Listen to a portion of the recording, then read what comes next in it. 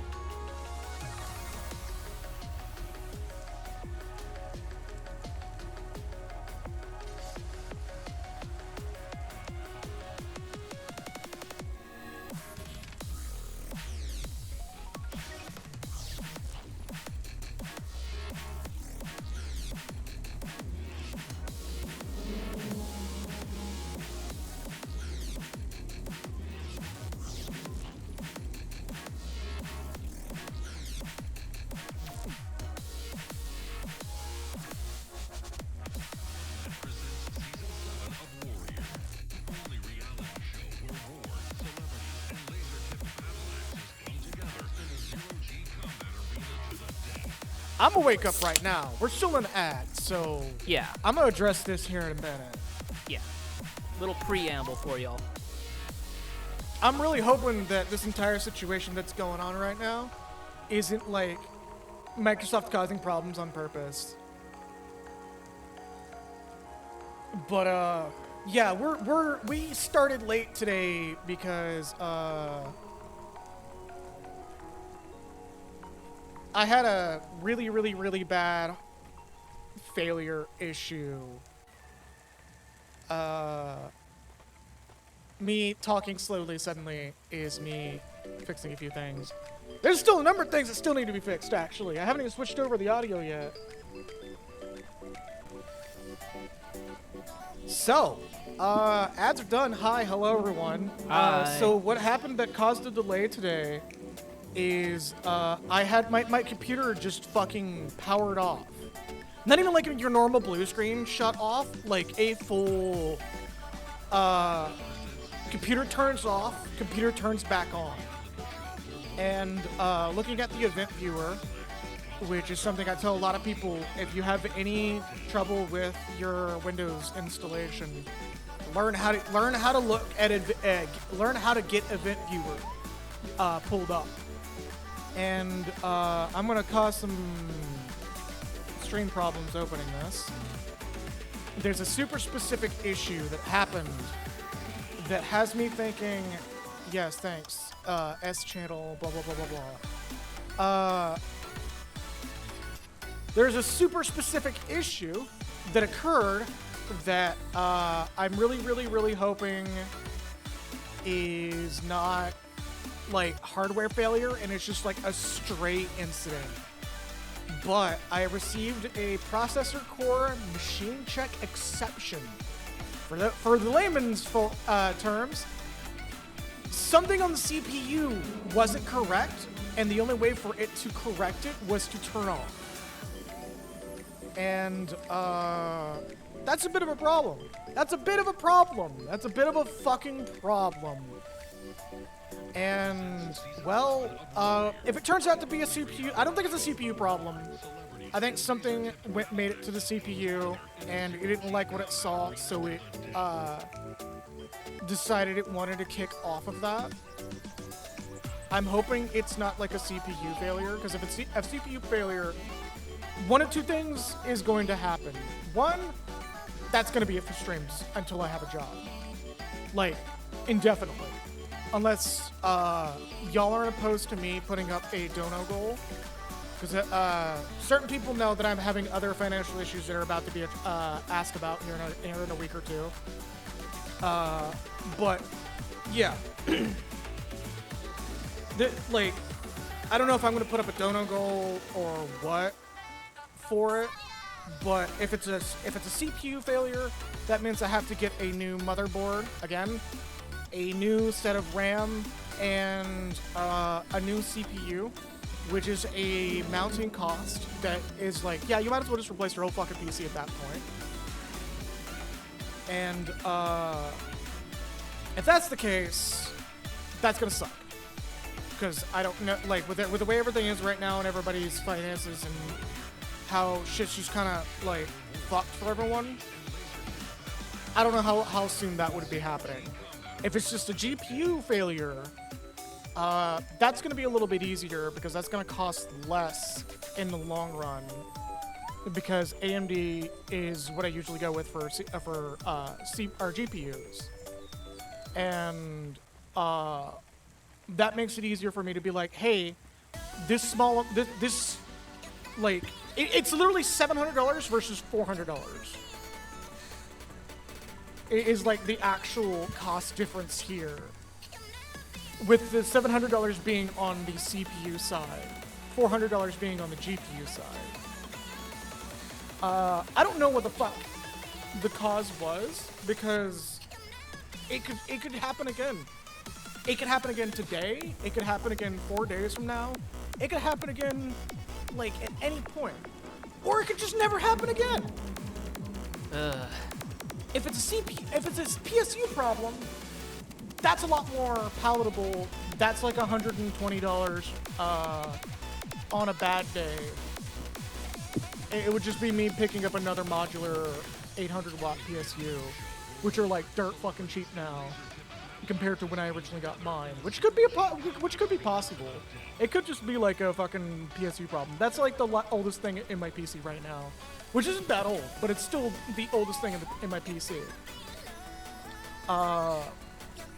But if the stream goes offline, like suddenly with zero warning, that's what's happened. Like, my PC just turned off again, and consider the stream officially like stopped for the day, because it, like, if it happens again, that's it. Like, I'm not gonna trust my shit until I know 100% for sure whether or not it's a PSU problem, GPU problem, or CPU problem. And, yeah. That's fun. Anxiety! Obvious exception, of course, for the usual midstream internet connection issues, because that's a whole other issue. Yeah, that's Comcast. Yeah, that's a Comcast issue. We can't do shit about that. I'll post in chat whether or not it's a hardware issue. Because, like, obviously I'll be the first to know if it's a hardware issue, because it'll be, like, immediately a problem. Yeah, because it is your machine, of course. You know it better than anyone else. Yeah, and if it's a,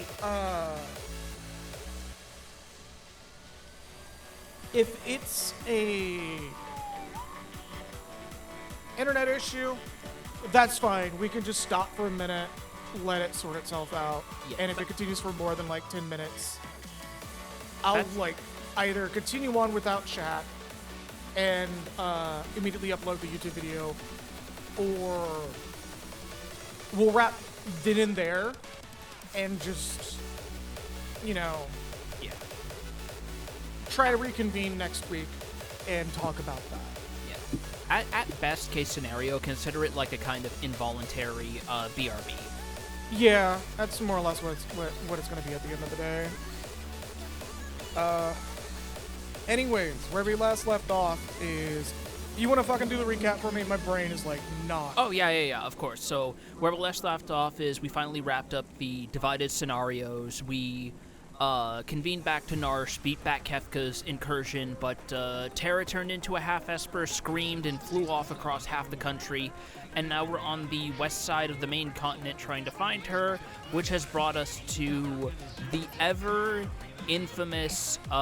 Zozo, which is going to be very fun and very interesting to explore because, oh boy. Yeah. Like, some people throw the term dungeon town around here and there. This is a straight-up dungeon town. Oh, just hit me what it probably is. what our hardware issue probably is. Oh, no.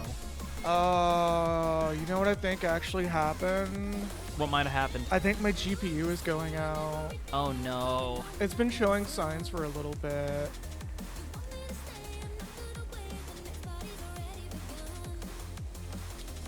Because I was like thinking about it for a minute, and I realized like I was playing Minecraft earlier today, and it was a little more fussier than usual. Not like because I use cracked out fucking ray tracing shading, or ray tracing shading, or shaders for some god awful fucking reason. Look, it runs! It runs! Yeah? Like if it runs, it runs! Yeah? But God, I hope that like the GPU part's gonna suck. If it is, because GPUs are still fucking difficult to get. I'll keep everyone posted. I know there was originally a dono goal for a Raspberry Pi that was going to become the Raspberry Pi stream, but if it's a GPU issue, I'm not even gonna fucking touch that stream goal. Like, all the money that's currently in for the Raspberry Pi thing is going to be immediately pivoted to a new GPU.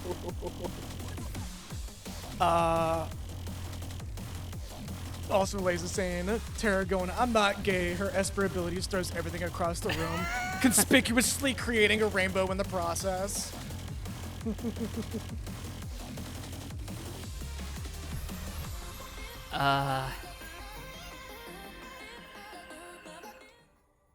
Also, yeah, like Lays saying, ain't much point in a Raspberry Pi stream if you got a busted streaming machine. Exactly. I really think it's a GPU problem. Just before I started stream earlier, which is why we were delaying, I started a Cinebench, which by the way, my CPU fucks. It was number 7 globally. Well, number 7 in the rankings compared to like modern fucking CPUs for Cinebench.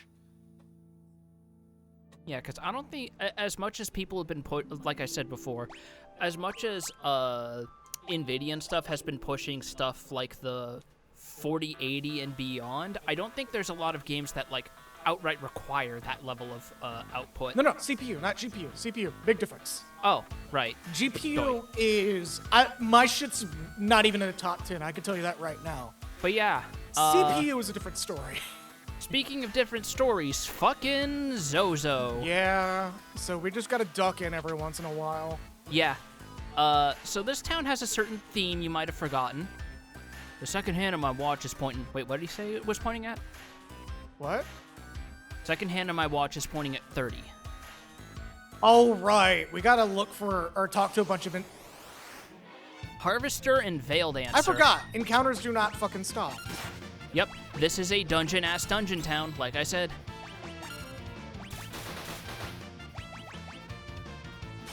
Like, not to mention, in my opinion, we have one of the better parties for tackling this bullshit, because Zozo got hands. People do not fuck around in this town. Also, just so y'all know, I don't think... Maybe try Flash?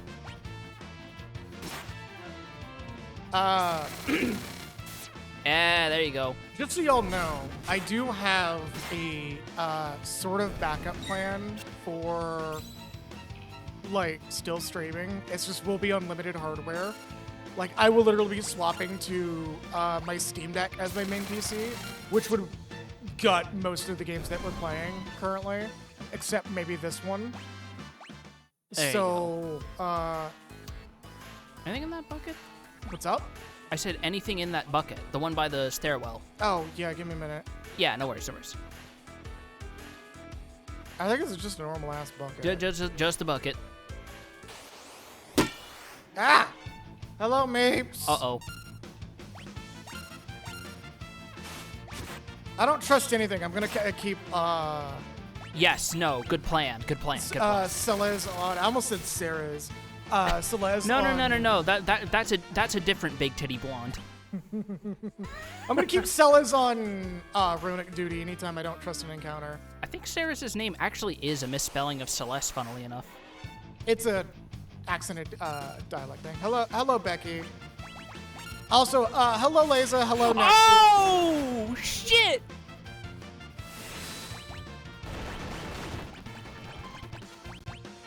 What the fuck was that? Why did the game just fast forward suddenly? I think you hit... Good question. Oh, no. That's right. These things catch level 2 magic when they're alone. Hold up. I gotta double check some shit.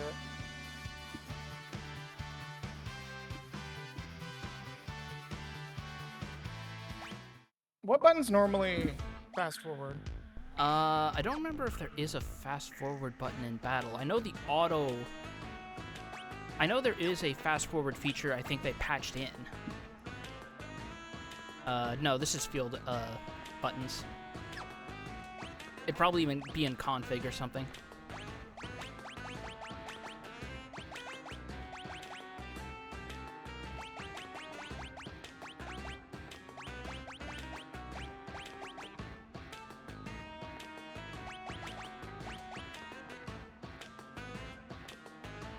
Alright, that's not helpful. Alright, we'll operate on a, no, my finger's not even on X. Usually when I sit idly with the controller in my hand, my finger sits squarely between all the buttons.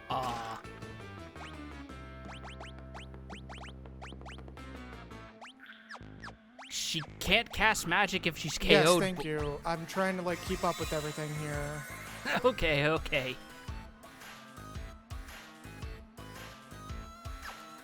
Also, another possibility that I'm thinking of is it's very possible that my CPU just overheated and that was a thermal event.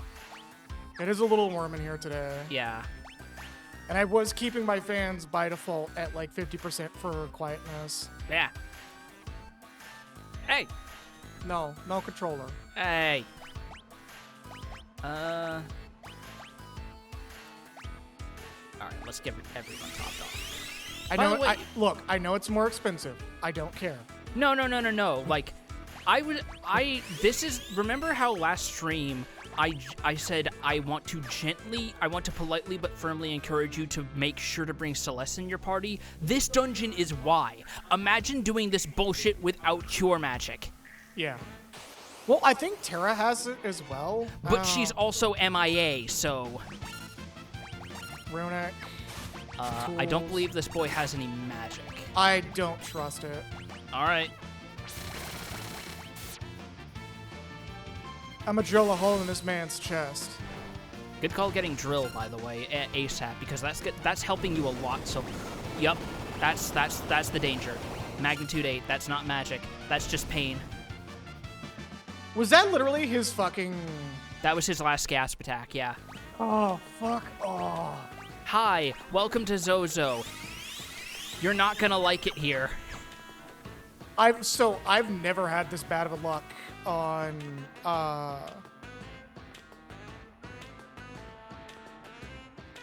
these Helgigus guys. It's Hello, Cine. yeah, you want to be ducking into buildings ASAP because I think they very rarely spawn in here. These guys just do basic attacks from what I remember. They're chumps. I'm still fucking them up. I don't trust them. It's mostly the Gigases and the Veiled Dancers you want to be scared of. Look, I play too much Bloodborne. I don't trust anything with a fucking hook and a sack, okay? No, yeah, that's fair. Although I don't think those guys had hooks. They just punch the shit out of you. And they hurt a lot. There's a Chocobo stable here somewhere, I'm sure. Runic. Of Oh, course. you bitch. Of course.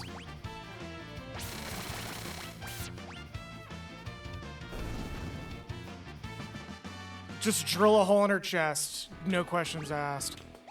The lesser part of that, the less sucky part of that is those gals could be an easy top off for Celeste's MP if you get it off fast enough. But good luck getting it off fast enough, apparently. I'm gonna be real with you. Suddenly, 99 potions is sounding like a really good idea. That's sounding like a modest way of getting through here, especially to the wait. Hold on, back out a sec. Ah! I just want to point out, this graffiti was not there in the original release version. That's just a nice touch. I don't know what that's meant to be, though. It kind of Magic looks like... pot. Oh, is Yeah, it? it's a magic pot. I believe that's graffiti based very loosely on the magic pot. I was gonna say the squiggles on both sides. It kind of reminds me of a cross-eyed version of a Yan from FF9. Yeah.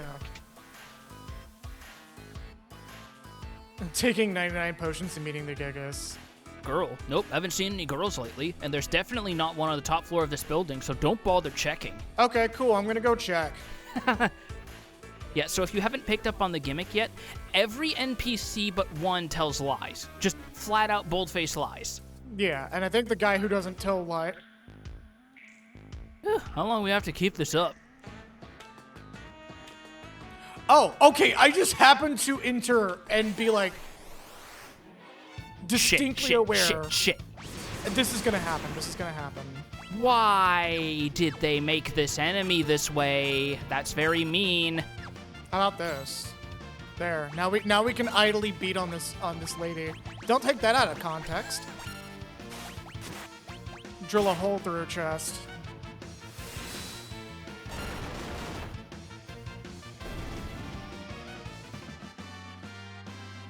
For those who are keeping up with my blue sky, this entire week has been a fucking mess. And it continues to be a mess. Non-fucking stop.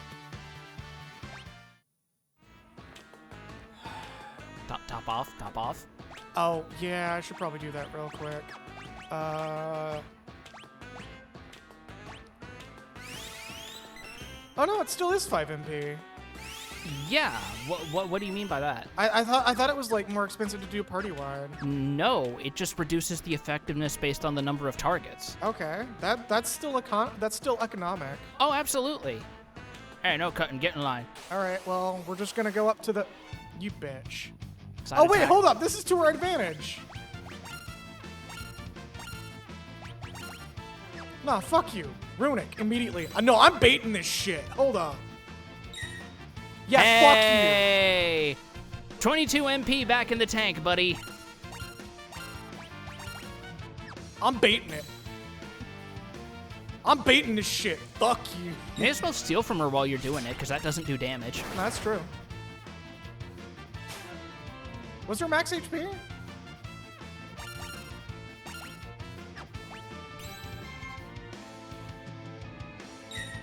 Alright, I'm gonna blitz her now. Yep. And drill a hole through her chest. Good fucking plot, buddy. Steal everything she has, proceeds to beat her up, as is the So-So way.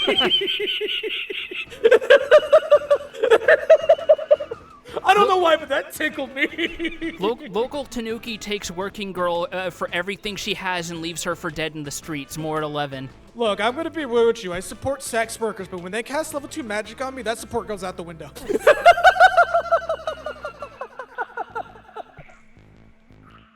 Turns out the support structure for working class women is a education in the dark arts provided by the state. Who would have thunk it? Just like as the magic's being cast, Les is just like, I ain't into that shit, and stealing that magic away. Damn, there's like 38 dames in here with holes drilled in their chests. That's a Zozo classic for you.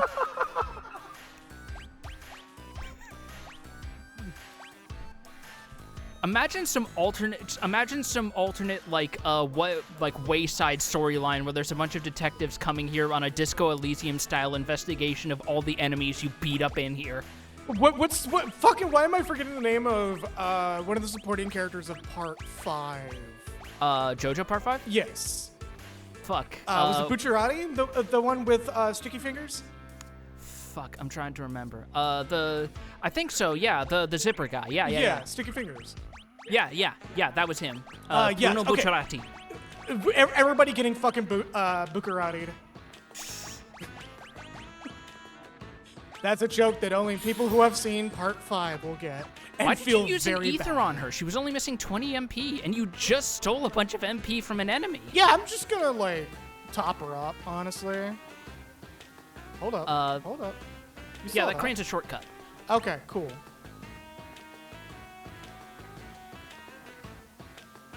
Yeah, so that little dude over there, that's the teacher you can jump between buildings. Yeah, but I think we need to go to the top of this building for something. I believe so, yeah. Hello! Oh, hell no. Big man on top. But what if we imped him? What if he headbutt you? Did it work? Oh! Hey! We're gonna drill a hole through this small man's chest. He can't magnitude when he's up either. Yeah, that's all he can do. You might want to top off Edgar just to be safe. Oh, is he low? Oh, yeah, he did take a kind of a punch to the face there. He got headbutt, dude. Have you ever been headbutt by another human being? That shit hurts. No. Usually I'm the one giving the headbutts. Usually I'm the one shoe buddy bopping people. There you go. I need to make that a soundboard button, but like, the evergreen of this joke is gonna go out the window the moment we're done here. Oh, okay, I do have to go building to building. Brigand's But first, Glove. that I is think going that's straight another onto relic Locke. for Locke? Yes, see. I believe Brigand's Glove. Leather glove designed to aid in banditry. Changes the steel command to mug. Have you gotten this before? Or have Yes, you I used it have. before? Just basically, what mug is, for anyone who isn't aware, it basically means that you make a steal attempt, and you do a normal attack at the same time. Yes. Which stacks with the Thief's Bracer, which means we can basically keep up Locke's offensive damage while also potentially getting in chances at free shit. Which means I probably should actually... Oh, we don't have a shield for him, do we? I think we might have a cheapy shield, yeah. If you want to get rid of the Brigand's Glove. No, we don't have any shields for him. Oh no. That's fine. It's whatever. He has high evasion anyways. The funny thing is, if we just give him the Thief's Knife as a main hand weapon instead, he's already technically got Mug. It's just a 50-50 chance. Top him up.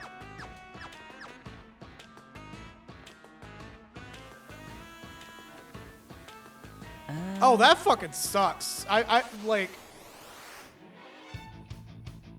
sorry, pardon. I'm gonna mug this bitch. Yep. Can I imp all of them, or is it just a one-target thing? I think it's just a one-target thing. Imp, yeah, that's a one-target thing. Alright, so Flash. Has a Not chance that to it's gonna do inflict anything. blind, which is good because these guys seem to be all fists. Oh, hey, we stole eye drops. Yeah. Oh, that that's didn't get it. good ass damage too. I'm just gonna keep mugging people. Yeah. Because when you can't steal, I believe, if I remember correctly, even if you failed, or even if you run out of items to steal on an enemy, you start stealing money. No. Really? I thought it was just like. No, but I know some games do have the added steal gil property, but that's not how it works as far as I have been aware. And left the grandpa and child at home. Yeah, this is actually a suggestion thanks to Joe. And Yeah. I'm kind of like glad he made that suggestion because I would have fucked this up so hard without them. Yeah, like I outright, I just ripped the band-aid off and said outright, yeah, if you want the most optional scenes, you want to bring this specific party comp that we're running with. Yeah. Okay, that's not so bad. Oh, hey, an old FMV game just walked onto our screen. I was thinking of how I could work that same fucking reference in. God damn you. I beat you to it because I was thinking about it too. I was like, should I do it now or should I wait until he does it? I don't know. Ooh, I guess barrier ring. I guess that guy was always a bit of a kidder. But yeah, I think barrier ring. Should we play? Hold up. Is Harvester banned on Twitch? I would be I have no clue. I know Joel streamed it a few years ago, but that was a few years ago. If I can manage to get Like, it feels like one of those games you could pick up for free, honestly. Like a lot of 90s PC games. No, there's a remaster. I would have 100%. There's a fucking remaster? Hello? Yeah, there's a remaster. Harvester has enough people who give a shit about it to get a remaster. Yes, actually. Thanks to Red Super, that kind of just got, like, brought back into the limelight over and over again. Yeah. Harvester is not prohibited, so Wild. I'm definitely going to consider that. I mean, I guess it does have the excuse of satire. Well, it's the hyper-violent scenes and a number of other things. I mean, some of the hyper-violence is just so fucking cartoony, because But- it's an FMV game. Well, do I want to get into that? Have you seen all the endings yet? I've seen both endings, yes. Oh, only two. There's only two, yeah. There's more than two. There's early endings you can get. Well, those aren't really... Those are endings in the same way that a King's Quest game has endings. True. Regardless, I'll have it on the list for consideration, honestly. I watch your second hand is pointing at the 2. See, what was the 31? Was that the first hand? No... Is this random, or is this predetermined? No, these are all predetermined. Okay. So just remember 30 and 2. Yeah. Because this is basically all process of elimination for an optional puzzle. Yeah. Okay, Okay, cool. thankfully she doesn't do the magic when she has allies, so take her out first. I think tools are agnostic to Edgar's row placement, so you can probably get her. I'm still gonna ruin it. But a hole is being drilled at this lady's chest. Couldn't steal. Well, yeah. Were they trying to steal my high potion? No. Enemies can steal money from you in this town, and it's percentage based. Oh, well, how about that? Oh, right! That sucks, but that's fine. Like I said, percentage based. Like it sucks, but it's just like whatever. Thankfully, it gets added back when you win. Yeah, like it's as long as they don't flee, because I think once they steal your money, they have a chance of fleeing. Can't have shit in Zozo. God, right? And they stole my allowance for 900 or for 999. I wish for 99 potions. Look, I'm gonna be real with the luck we've had in Zozo. I really, really feel like I should have gone forward with that 99 potions joke. None of these are vendors. Yeah, it's the same guy. Yeah, there's no towns in here. Are you fucking Oh, we are fucked. kidding We me? are fucked. Should we just run? No, I'm gonna mug her, and then blitz, and the blitz will go off before If she survives the fucking meteor strike, the blitz will go off. She won't. She didn't. All right, let's scrape her up off the floor. We are burning through our Phoenix Downs. Saving my X potion. I want to have at least 2.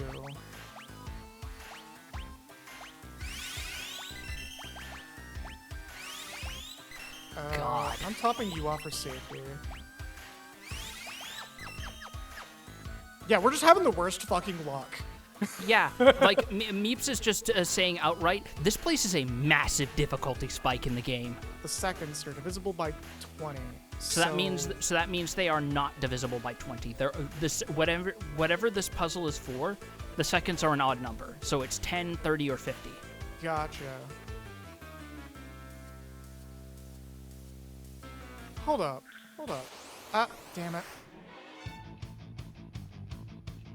Yeah, it's been long enough that, like, I forgot that Zozo was kind of a shit show. Like, I mentioned before setting up that the title I would have suggested would have been stealing a bit from Wooly's blind playthrough of this game, which was specifically addressing this place as Zozo, Michigan. Oh my god, yeah. Oh, right, we gotta wait for this dude to... No, just hit him with magic. Oh. Can I bug him? No, because you have to hit him with magic. Do any tools count as magic? I think Flash does? Maybe Bioblaster does, because I think Flash is still physical. I know Aura Cannon counts as magic. Okay, yeah, Bioblaster counts as magic. Yeah, I was about to say, if it says, like... Rising Phoenix, hell yes! Oh, right! We haven't been, talking about Sabin's whole shtick. So the reason why I'm going so hard in, using his Blitz abilities is because the more you use them, I believe, the faster you learn new abilities. No. Oh, really? Is that not a thing? I thought it was. No, that's a straight-up fabrication. It's a specific level capstone. Man, somebody fucking gaslit me on that shit. Yeah, and I'm looking at him right now. You? Motherfucker, I can't. This is. I put everything through there, so just don't get appreciated. No, you wanna know what Holding probably everything up. You know happened? what would Hold happen up, if I hold up. wanted to shrug my shoulders and just watch the weights tumble down? They can't hear you. I know. You can't lie, we're in Zozo right now. Shut the fuck up. No, you want to know what probably happened is back when I played this originally, it was the era of partially incorrect game facts. Oh yeah. And people were probably reporting that Sabin learns his abilities through usage and not level. Oh my god, I forgot he has a half circle too. Yup. Oh, that's gonna be a bitch to do. Thankfully, all versions of this game do the thing where if you can't do a diagonal input, just repeat one of the 2 buttons you would push for a diagonal in the first place, and it still counts. Yeah, exactly. Excuse me, exactly. I'm among the... Rising Phoenix is really fucking good, by the way, because... Oh yeah, that's a area-wide. Yep, it is a screen clear. Usually it's a screen. Not only is it a screen clear, but I believe it also applies a status effect, I want to say. No, it's just really good AoE fire damage. Okay, so I don't think this is... Oh yeah, maybe it is magic damage. I think so. And also, we've had very iffy luck with poison damage, so let's use Flash anyway. You get mugged. No, you're getting mugged. Did you fucking see that Thomas Ridgewell, Tomska, was on Career Ladder recently? No. So there's this YouTube YouTube channel that does like this 1-minute game show sort of thing called Career Ladder, where 2 people stand on a ladder and the guy guesses, the host guesses the person's job. And I did not get Rido yet. I unfortunately do not have money. Yeah. I am broke as shit. But yeah, the guy, like he stands on the host stands on a ladder and guesses the other person's career, while the other person gives as obtuse hints as he wants. He got Tomska, which one tells you how long Tomska has been around, and two, how many people had no fucking clue who he was, except for those who did, and you can immediately tell how old they were. And Thomas being just insanely humble. Just like, yeah, but my subscription count doesn't really matter. And him explaining what his job is, and then when he gives his name and shit, he just snaps into his vlogging mindset. So if you've seen his vlog channel, you know he does, hey everybody, I'm Thomas Tomska Ridgewell, blah, blah, blah, blah.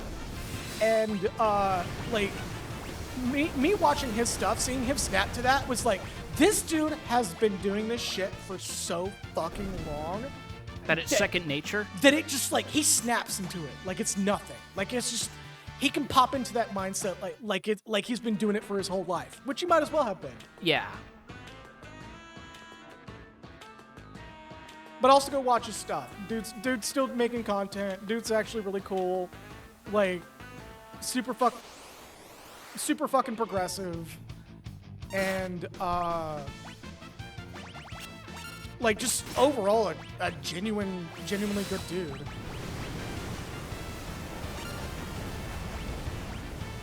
You get mugged. Oh, that's taken so much pressure off, because you can just have the brothers Figaro just one-turn everything now. Yeah, Silver Spectacles! That's our second one we have, but it's still good that we have multiple.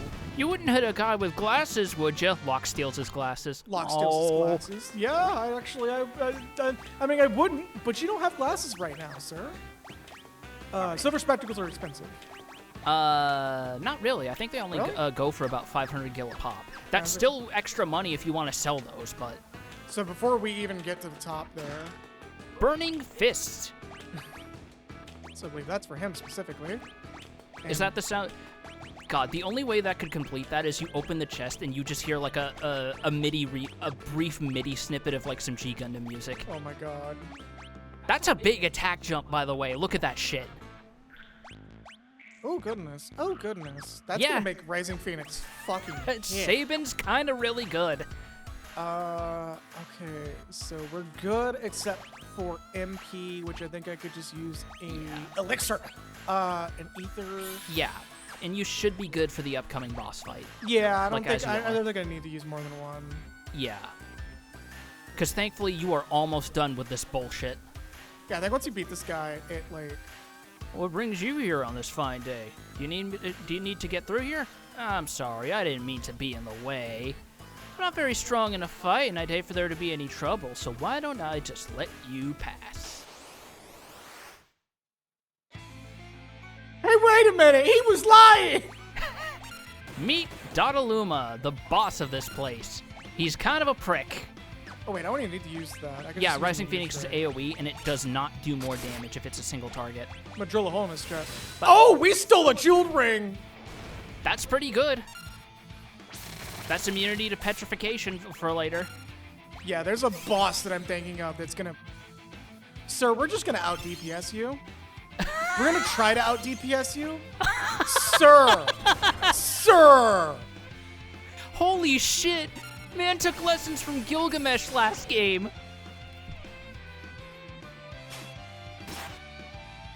Not that it's steel. Okay, so I could just use standard attack now. Sir, we're gonna out-DPS you. Hey, good shit.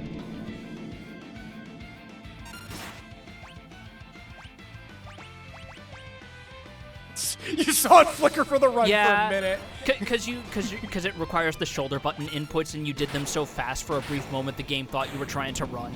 Fuck this guy in particular. Yes. We were just like, yeah, I'm just gonna drill a hole in his man's chest. I'm just gonna give him 5 stars. Always the chest with you. It's so fucking specific. Yeah, look, man, one of these motherfuckers is literally gonna get up off the ground with the holes and have 7 scars, and he's gonna go on a journey through Zozo. Oh my god. You really think you deserve a comparison to Shin in this scenario? Fuck right off.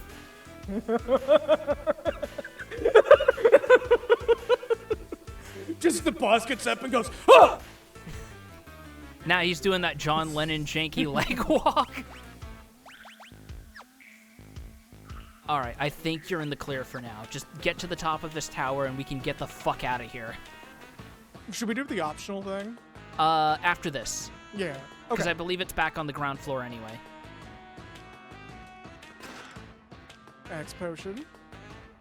And over here is... I think this room has no Hermes sandals. encounters. Hey, look, Hermes sandals. We could have sold our other ones. Shut the fuck up.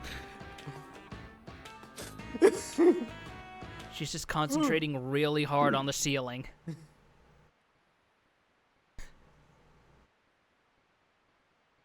Is that not you? Yeah, that's me. It's just...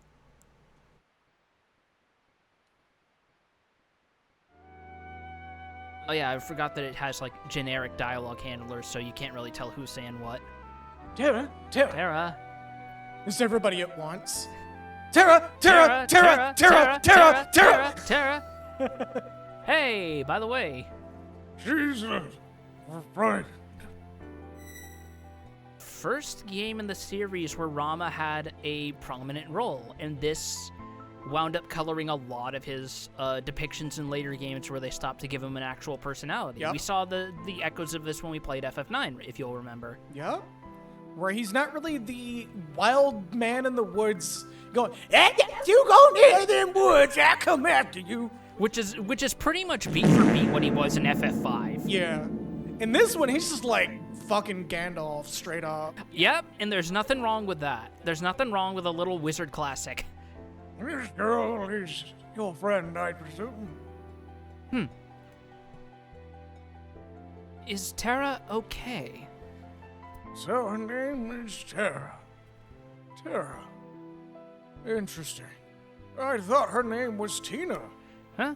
No. I think some of the paper you must have read must have gotten wet or something. No, I'm pretty confident her name was Tina Branford.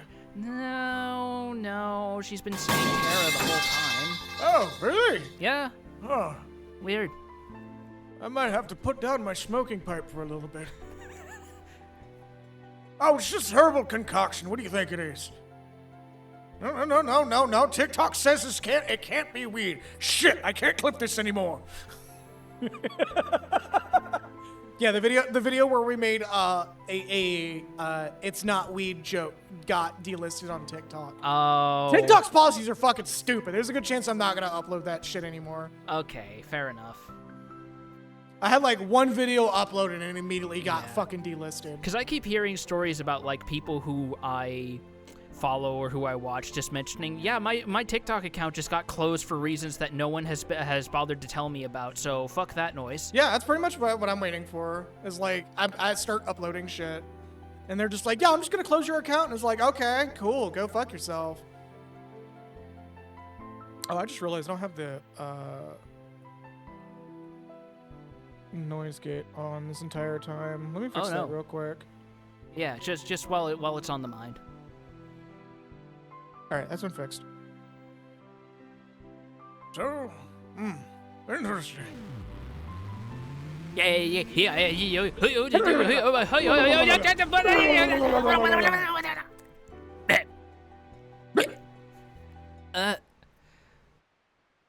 Eliza's in no danger.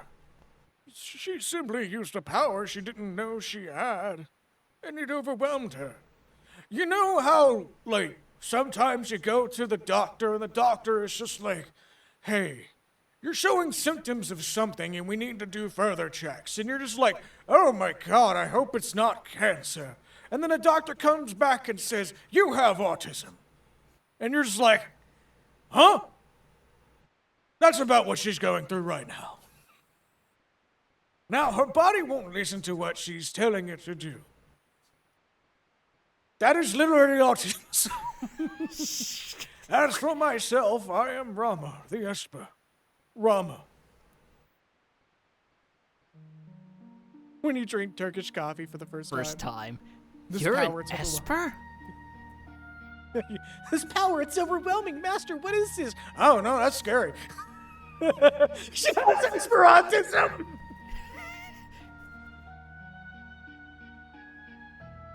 If an Esper has autism, does that mean they're an ESPer?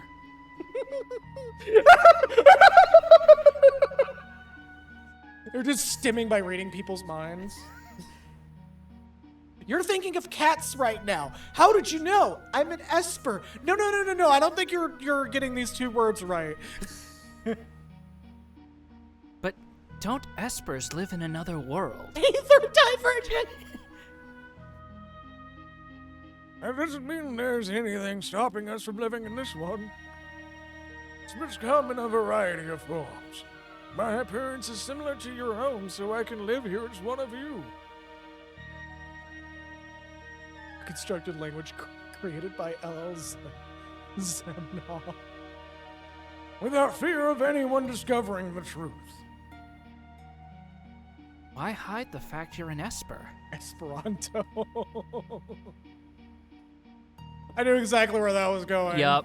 Human- I've actually done reading on Esperanto, so it clicked immediately. Humans and Espers are incompatible creatures. I mean, except for Tyler over there, I don't know what the fuck's going on with that. I've heard that long ago. Humans and Espers live side by side in this world. I'd always thought it was just a fairy tale, but... No, that was no fairy tale. Oh wait, that wasn't him that said it. That was a generic party dialogue. He's just reading ahead on the script a little bit. That was the truth. Humans and Esper used to live together in harmony. At least until the War of the Magi. Now, excuse me, I have to go and answer the door. There's a tall man with elven ears and very particularly fond of veils hanging out in my front door. Uriansei, not the right gang! Different gang, please! No, you need to go elsewhere! This is not the right one! No, not here. You need to go to the other place where your girlfriend... never mind, I said too much.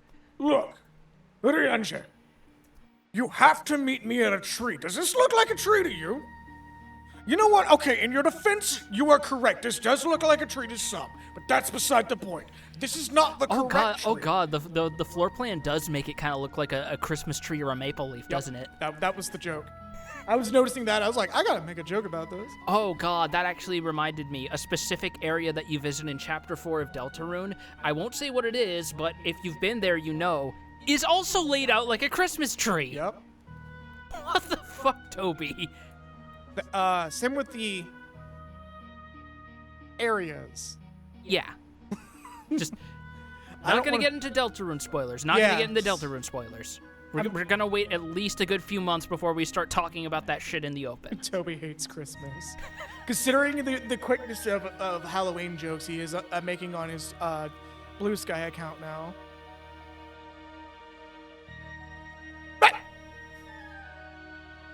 The War of the Magi. Annoying dog, but it's just the Granch. It took place long ago. Do you remember the 25th night of December? No. Espers fought humans who had been infused with magical powers extracted from other Espers. Oh, we're fading to black. Hold up, power's going out. Oh, No. This is a flashback. After that meaningless war had ended, the Espers fashioned a new realm to which they exiled themselves. They feared that if they remained, it would only be a matter of time before their powers were targeted again. Yeah, Meep saying, to be fair, the power grid in Zozo must be absolutely awful. Like first-time City Skylines player awful. Yeah, this is out of scroll, so I'm gonna do my best to keep up. And And thus thus the... began the hunt for Gestalt, the leader of men for Gestalt, Knew he had the power. he had the power. He didn't have the touch, though. As soon as he realized what was happening, he erected a massive gate and forced the humans out. Okay, so basically realized that humans were getting a bit too big for their britches, made a big gate, pasted a sign over it that said humans DNI. Hot damn, look at that cloud effect. Yeah, actually. I think that's a slightly different version of the one they use on the intro movie because it has the similar lightning bolt effects. Like, just look at the way it's all swirling inward. Oh, is this not auto scroll suddenly? Yeah, I guess Okay. not. Rama, are you a crazy old man or a wise old wizard? Yes. Ah, yes. A little bit of both. Column A, column B. Those who were captured are still held in the Empire's Magitech research facility, being drained of their powers. Ah, that's another theme I look forward to hearing. Yes. I narrowly escaped that same fate, but now I am here with you.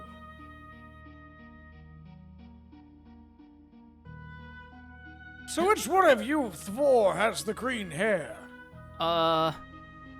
You're 5 and you're technically looking at her? No. Her hair is mint. I'm talking like vibrant green. Falls off a boat and becomes an adult suddenly green. I guess that's the one of us who's back in Narsh? Whatever he's up to? Huh? No, it's a she. Hold on. Old man, what are you talking about? Are you sundowning right now? I'm actually forgetting her name. What? I'm forgetting her name from 4. Oh, Rydia. Rydia. Oh, one of yours not named Rydia. No. Oh. Also, are you mispronouncing Lydia? Huh? Wait. It's Lydia? We don't know what you're talking about. Do you know what you're talking about? Have you seen the color of my hair? Yeah. Okay, that should answer your question. Just the most evasive response ever. Do you know what you're talking about? Have you seen the color of my hair? Yes.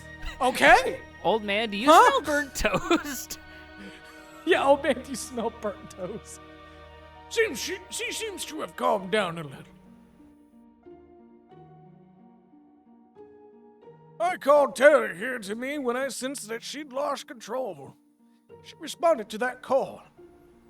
I pulled out my phone. Here, look, here's my phone, and it was just like diddle-doo, diddle-doo, diddle-doo, diddle-doo. And, Oh well, god, you are ancient. Who even uses that ringtone? you don't? No. Is that... Hold on a minute. Hold Hold on. on. a minute. Is that... No, no, hold on. no. Let's see that phone. Is that... Oh No, my no, god, that's no, a get that- Nokia. no, get that You back. are ancient. I have to make a phone call. Someone has some questions to answer. Hey, Kai, what the fuck? You told me the phone was modern. No, it isn't modern. They have tablets. It's touchscreen, yes, touch. No, Nokia's not around anymore.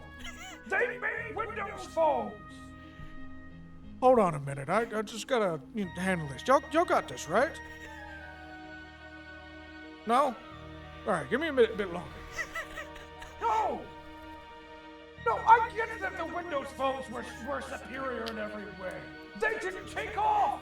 I love that two people at like the exact same time basically had the same thought process of if he throws that phone, he's gonna hit the damage cap.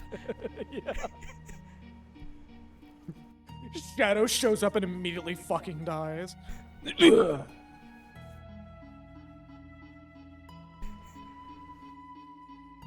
So Terra's an Esper. Yes. So, fun fact, I was either going to go with the Gandalf voice or the boss guy from Smiling Friends for him. Oh, yeah, Mr. Boss. Oh, is he? I thought they finally gave him a name. Is it still Mr. Boss? I don't know. I haven't watched Smiling Friends. I've only seen clips my friends have shared with me. I've seen like the whole first season. It's like really fucking good. You would not believe that fucking Zach Hadel still hangs out with Chris O'Neill with that fucking show. Not only hangs out, I believe he did actually contribute a couple animation assets. I think like 2 animation assets and a song. We're waiting for the ad break. We got it like in about a minute or so. Yeah. But yeah. It's also great to see that Zach Hadel is actually like a pretty humble dude compared to Chris.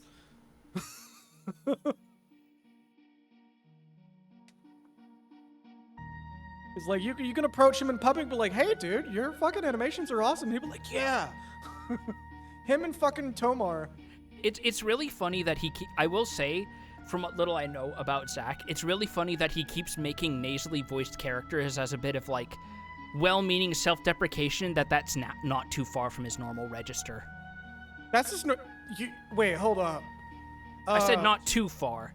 It's not close, but it's not too far. So you don't know that that's his actual voice? Wait, that's actually his actual voice? Like the God, what am I? Charlie's voice is just Zach Hadel's voice. Really? I Yeah. thought he was putting like some affectation on No, it. that's just how he talks. Oh my god. He just like tone. He like shifts down in tone a little bit. But that's just his normal voice. Jesus Christ. Okay. Yeah, like it's actually really funny because every time somebody like there's video footage of like Dan Avedon like going up to Zach and asking him, "Hey, do you just like talk like that normally?" Or and then Zach just without missing a beat goes, "No, I got hit by a bus and like died and then came back to life and punched the bus into oblivion and that's how I got my voice."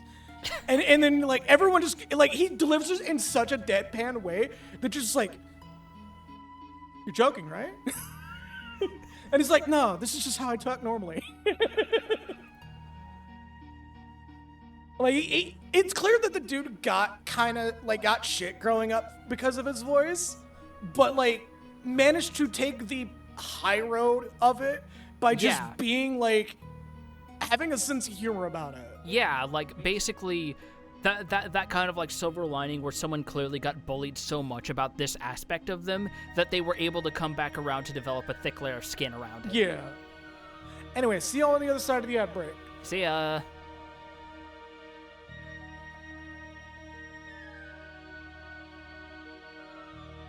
The ads are running right now.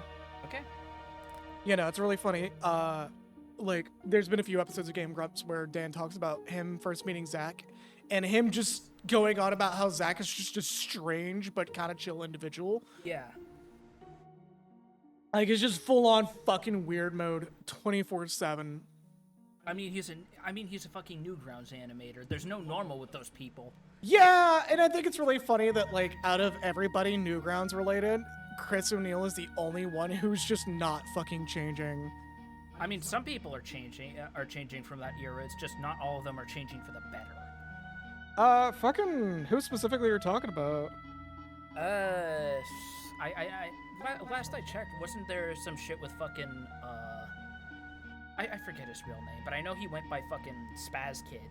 Oh, Corey Spaz Kid. Yeah, we. Yeah. Okay. He's not really a Newgrounds artist anymore. He doesn't even Okay. call himself that. He just went full on into porn. Like he just draws porn now. Okay, so unlike some of the others where they like try to be coy about it, he's just like actually admitting it. Okay. Yeah, he just went full on into it.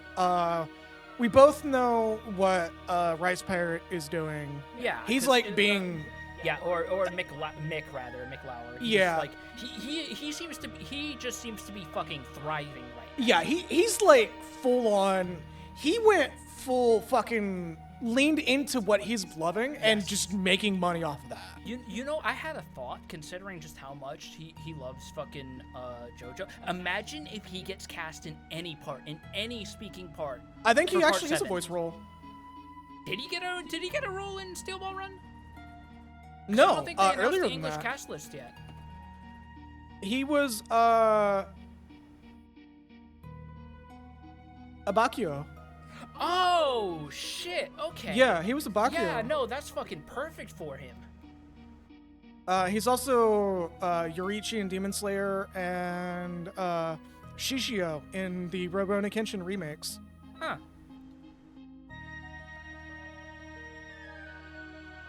Oh, and Shuro in Delicious in Dungeon. Hey. I bet that's a role he was happy to. Oh, I bet. He's also still working on his fan part of JoJo's. Yes. Like that's Oh, still God, going. yes. like the fact that he's committed to Mexico being the setting and it being like the coolest shit. Yes. One, obviously, like Mexico has some very awesome, rich history. Oh yeah, Mexico and a lot of like Central America. Yeah, and oh,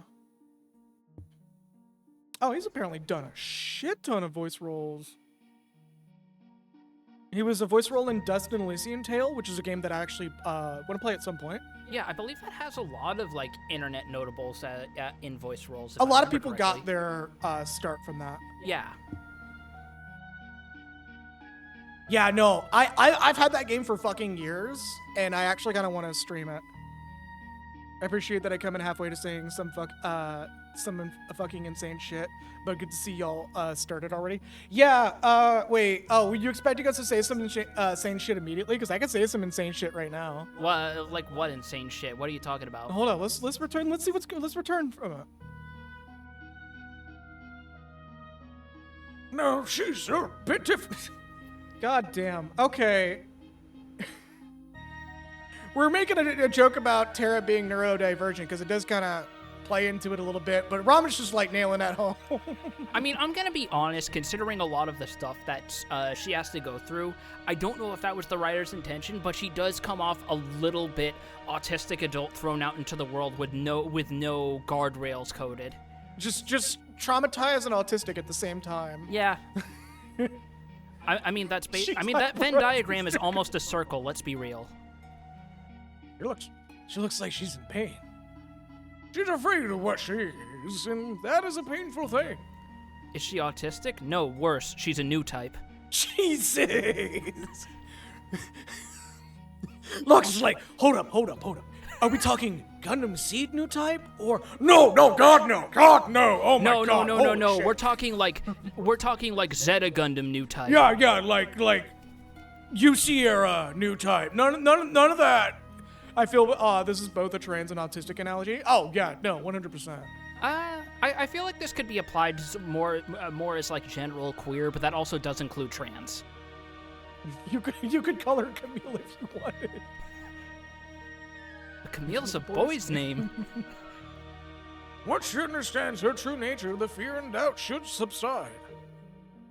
She will become an incredibly powerful party member. Really? Yeah, like 5 hours from now. Good luck, buddies. Halfway through the game. But once she finally gets that power, she kind of just like staples herself to the list.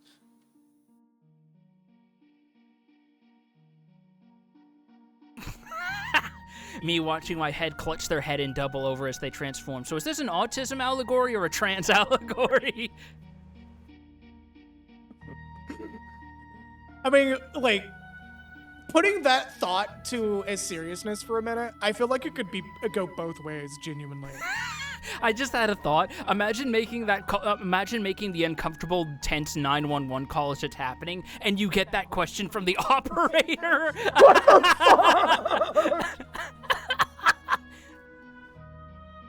The others of my kind who are trapped in Gestalt's Magitech research facility may be able to help her. Huh? The Magitech research facility. Your people are in there. Have you not been paying attention? I've already said this twice now. Just different context. We're operating on different contexts. Okay, no, that's fair. Anyways, I escaped alone, abandoning my friend. Did I not just talk about this? Anyways, and hiding here like a coward. But I fear I can remain here no longer. What do you mean? You see, Emperor Gestalt just started his Fear and Hunger run, and I really do not want to be anywhere near the place when he does that. I'm surprised. Frankly, I'm surprised that they actually made computers past the disk operating system. I thought that was perfect. You know, look. Have you played Fear and Hunger?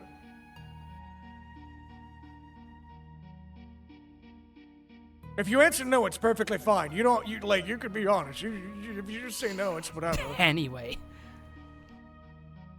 No, okay, well, I'm just gonna take the silence as no, so just play Fear and Hunger too. It's much better and not as deliberately edgy, or at least it's not as edgy for the sake of being edgy. It's edgy for narrative purpose. Anyways, Gestalt's methods are mistaken. He knows only to drain an Esprit's powers by force, But that's not the way to unlock our potential. Oh? Only when we become Magicite can our strength be transferred in full. And there it is. What are you saying? I'm going to turn myself into this little capsule you see here on the ground. Magicite?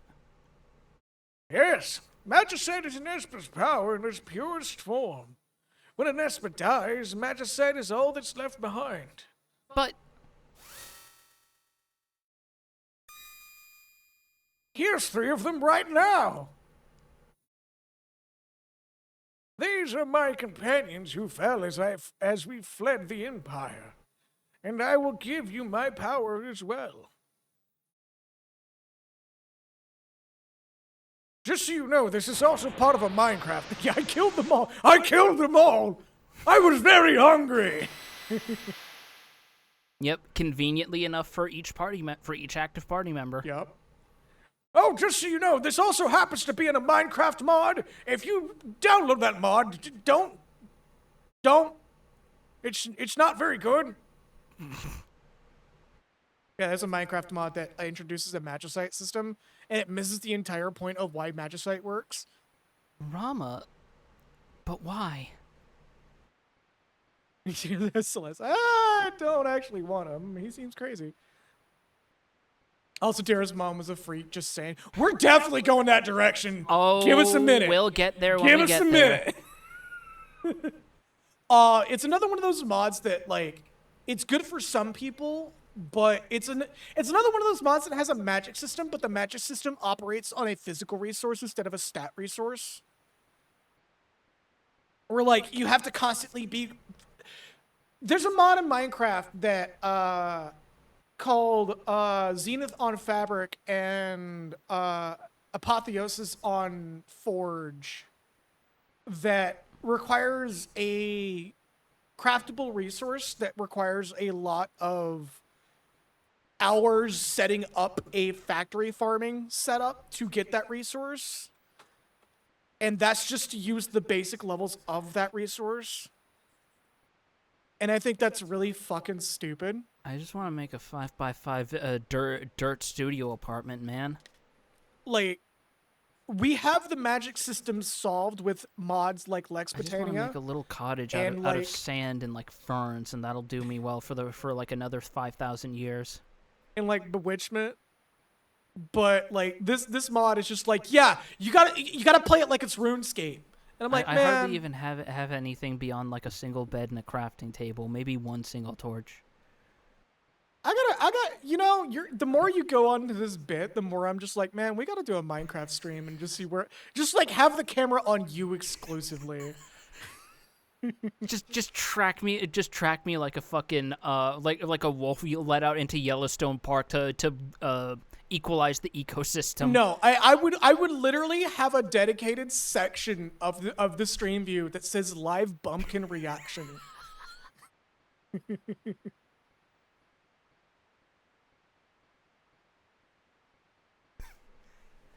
Turned himself into Magicite. He gave up his own life so we'd have the power to stop them. No, I'm still alive. I'm just converted into this little tablet. He gave up his own life.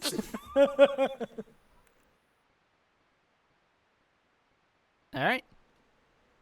Why would you do such a thing? If our power is used for destruction, the skies will darken and life will fade from the earth.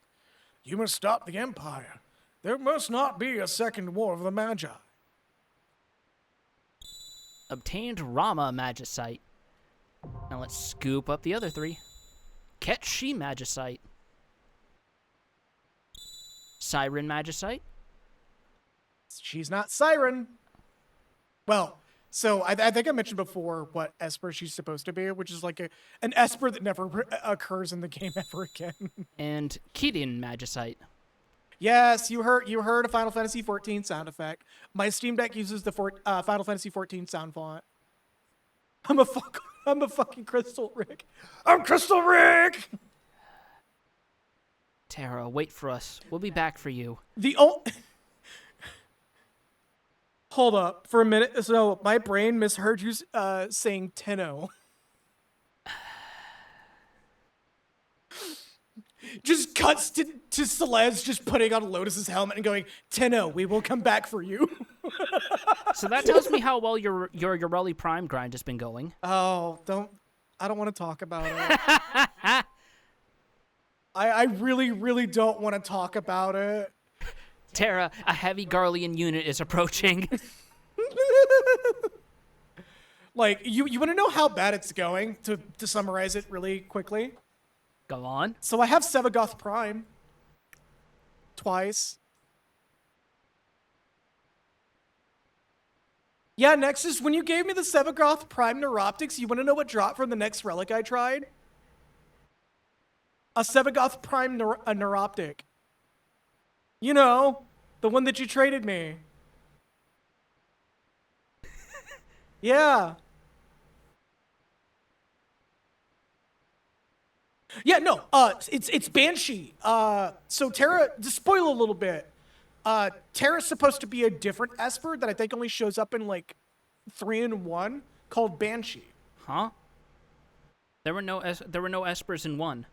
No, well, summons, I should say. Summon or enemy, I should say. Recurring enemy is more specific.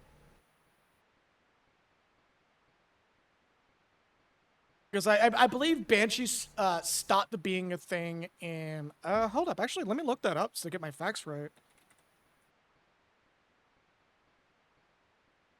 Banshees didn't start showing up as enemies in the series until FF11.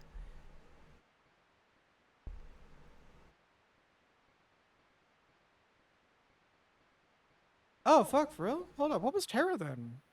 I thought she was called... I thought her, like, actuality was our comparator was Banshee.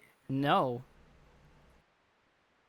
Like, if anything, she is partially based on a certain character, one of her parents, who we will see in a little bit. But as far as I am aware, there was no, like, actual corollary that was kept in mind for her Esper form. So again, I don't know where you're coming from with this. Yeah, I've been operating on years that she was just supposed to be Banshee. No. Again, Banshees were hardly even a thought in people's minds until, like, way years after this game. 10, specifically. I think 10's, like, the first, pseudo case. No, again, Banshees didn't show up as enemies until FF11.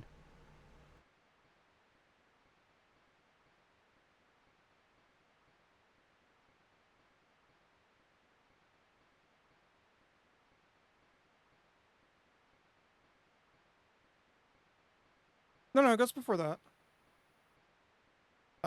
Grimoire of the Rift. I think is chronologically the first one. What year did Grimoire of the Rift?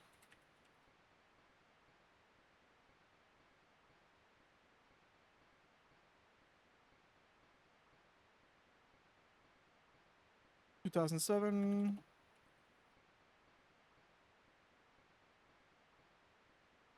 Oh yeah, I guess FF11 is it. Damn, I thought 11 like was later than that. No, FF11 was like 2002, 2003-ish? Yeah, no, sure shit.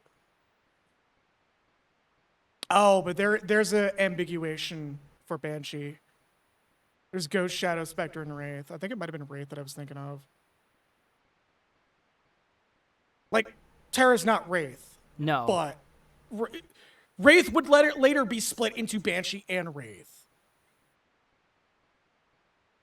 Okay. That's my disambiguation. That's me not getting my information correct. That's on me. Everyone's here? I was just thinking. Let's talk on the way back down. Thank God you don't have to go all the way back down. So the Empire's been draining magic from Espers. That's out of scroll.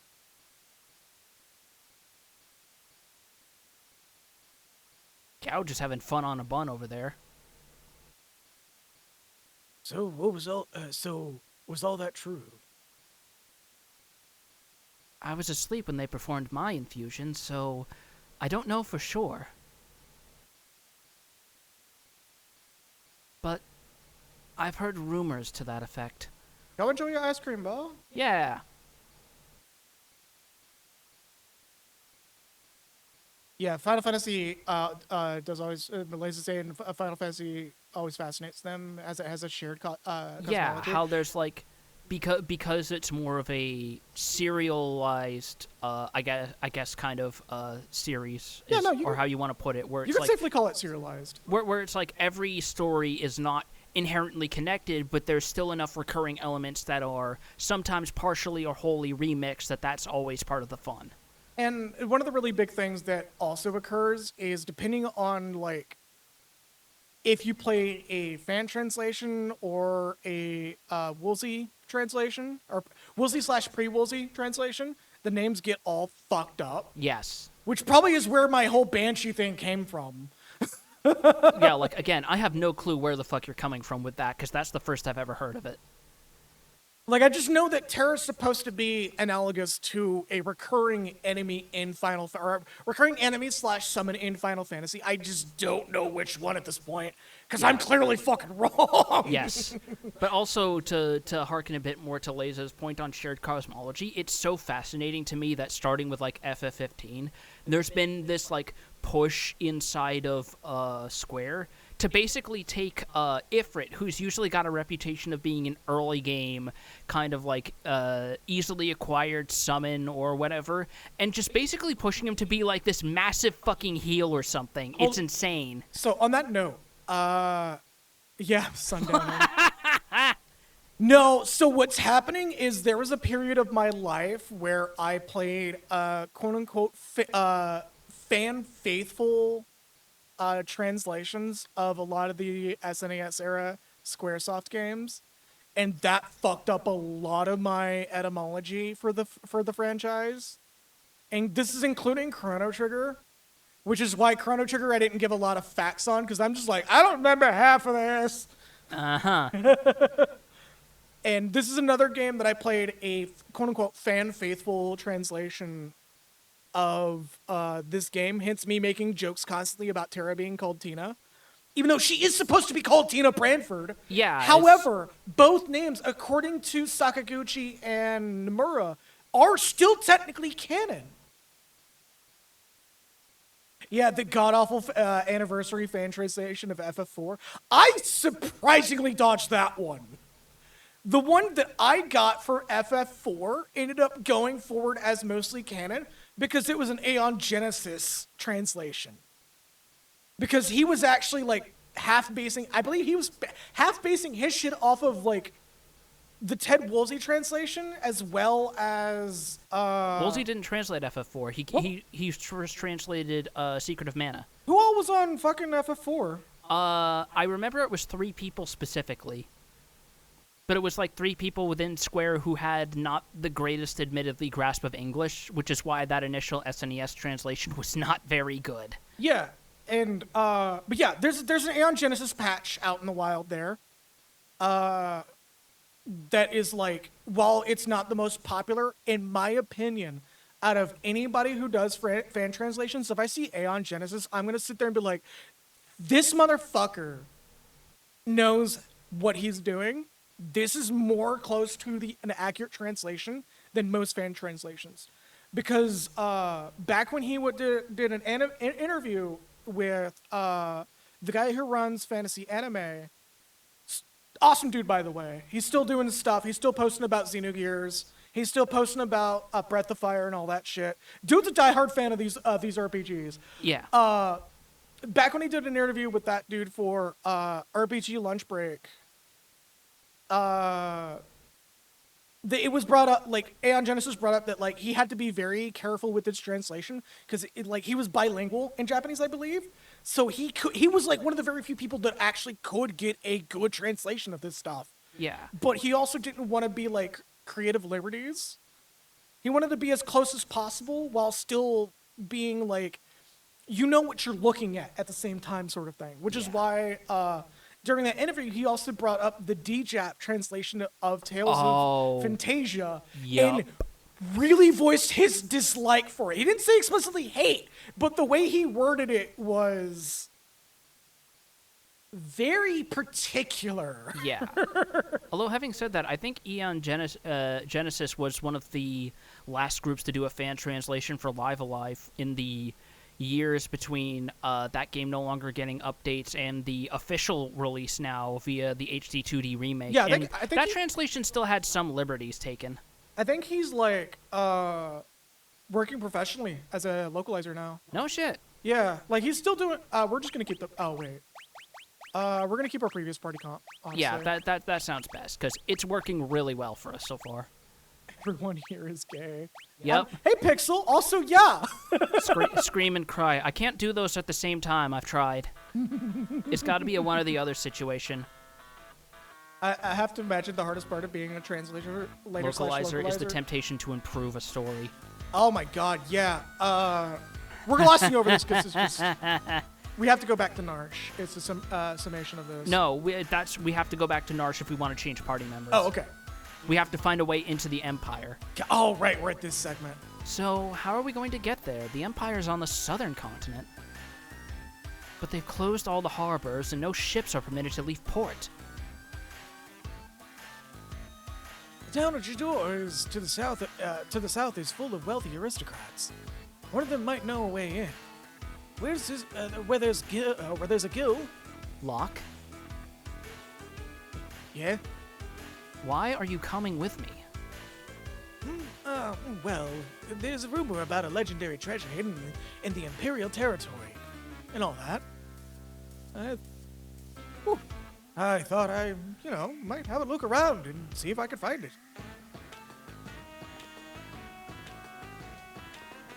So you mean you're going to steal it? Hey look, a ghost. A spooky ghost! It seems you have Magicite. Want to learn more about Espers? So should we go into this, or should we just gloss over it? Up to you. I kind of want to gloss over it, because it's relatively clear, I think. Okay.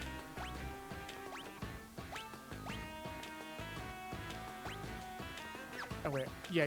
Okay. So, every Esper has a set of magic that you can acquire from them through, I believe, just purely combat. Yes, you get AP from winning fights. Yes, and as essentially Espers is like Final Fantasy V's job system, but like not. It's like you can see the DNA sharing between this and how 9 does with the weapon skills. I can do you one better actually. This is actually, when you look at this, you know what this actually is, what this really is in relation to the series? Mm-hmm. This is a precursor to systems like Materia.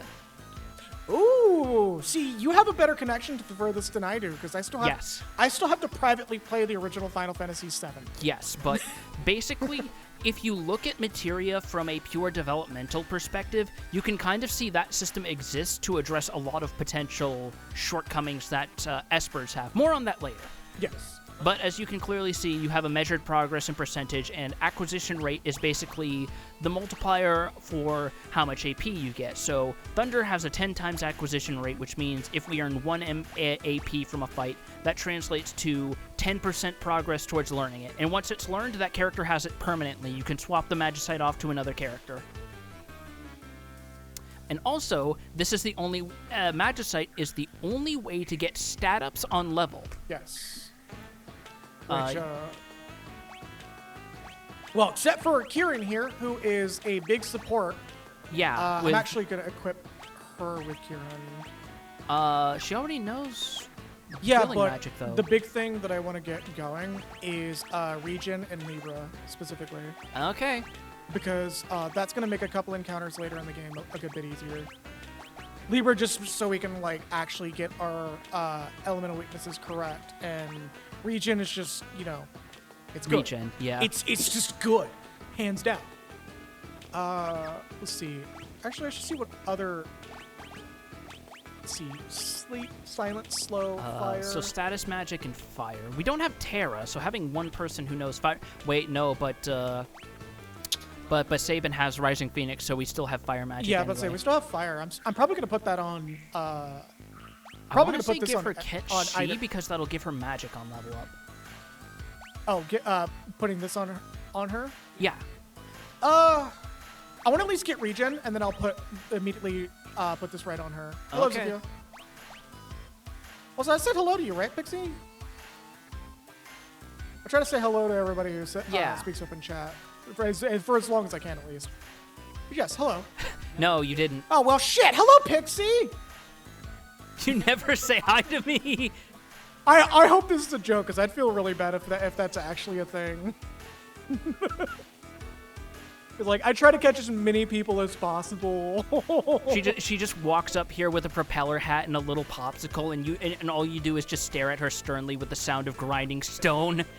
No, Sophia, I said hello to you. Do not give me that. Every time you put me in the jar, that's the first thing I said. Exactly.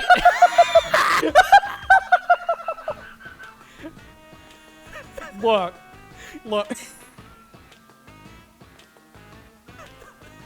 Pixie, you can't set me up. You can't set me up for this joke. Yes, she because- can. No, Yes, she can. No, you can't set me up for this joke because I'm openly pansexual. I could say things that would get me banned on Twitch. The girls are infighting on Pride Month. Pretty much. I can't do crying emojis in real. You said you did what with my cookware? Yeah, I beat the shit out of some poor dude's head. Oh fuck. Okay. Turns out we here at Autumn Leaf Group are anti-poor people. Not really. Full disclosure, we're not anti-poor people. Just want to get that out there. It's a joke. Okay. Even in lore, Autumn Leaf Group is like anti-rich people. Okay. Espers, how are we divvying this shit up? I'm gonna start Celeste with Kieran specifically for Regen. I might not even stick around long enough for Libra, even though Libra's probably gonna happen anyways. The goal with Kieran is just Regen, because Regen's good. It's a good passive heal, and I believe it also scales with magic. No, it scales based off of the target stamina. Oh shit. That I did not know. That's actually pretty awesome. Yeah, stamina affects the length and effectiveness of poison and regen, if I remember correctly. Also, I just realized I said pro-poor people. I meant pro-lower class. Bear with me a minute here. It's been a very, very, very, very, very long week. Like, I cannot begin to describe how long of a week it's been. No, see, what I mean by that is I'm pro-wealth distribution if the wealth gets distributed to me. Specifically put into my plans. Okay, so... People walking up to me with a microphone and not even asking a question, just the first words out of my mouth is, I like money. Okay. I want to say... Which one of these gives agility? None. None. So I guess, We're not going to get an Esper that raises agility for a long fucking while, buddy. I guess Locke is going to get Rama for now. Alright. Edgar is going to get Adon Goved.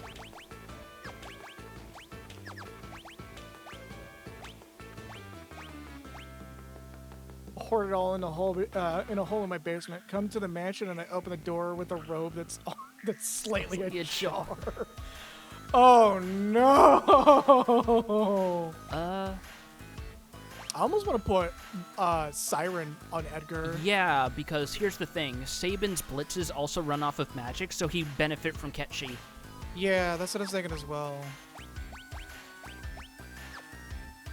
This is gonna be shuffled around a fuck ton. Oh yeah. By the way, we're probably going to have a decent amount of off-stream grinding because there's a lot of magic to be learned in this game. God, especially if Zozo never heard of it. Okay, there's an optional thing here. Right. Yes. Hold on. If you want to get a guide for that real quick. Yes. Yeah. No.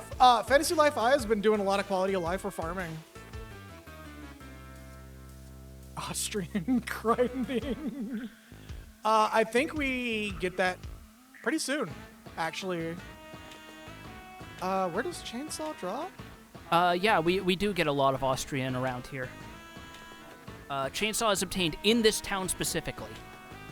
Ah, yes. Okay, one of the clocks has it. Oh, that's what this puzzle's for.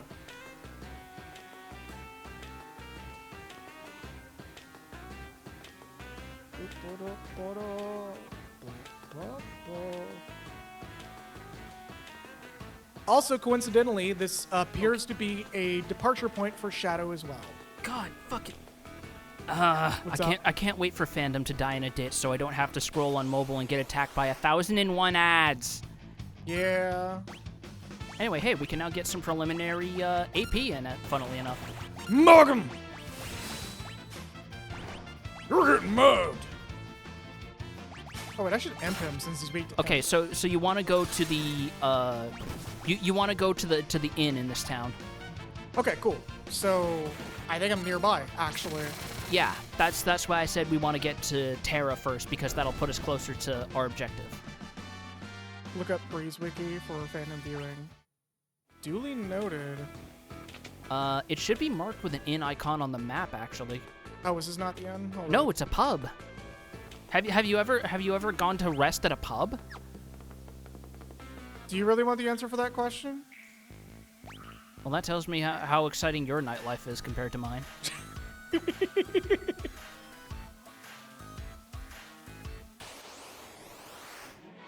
Oh, hello again. Hello. Man, really wants that run back. Oh, God, I probably Zos should've Mr. done- Shakedowns are built out of a whole different material. I probably should have done imp again so we can. I don't think it's a sure thing that he'll that he'll use magnitude 8 as a death counter. I'm gonna be real with you. It's See? been 1-for-1 on imp.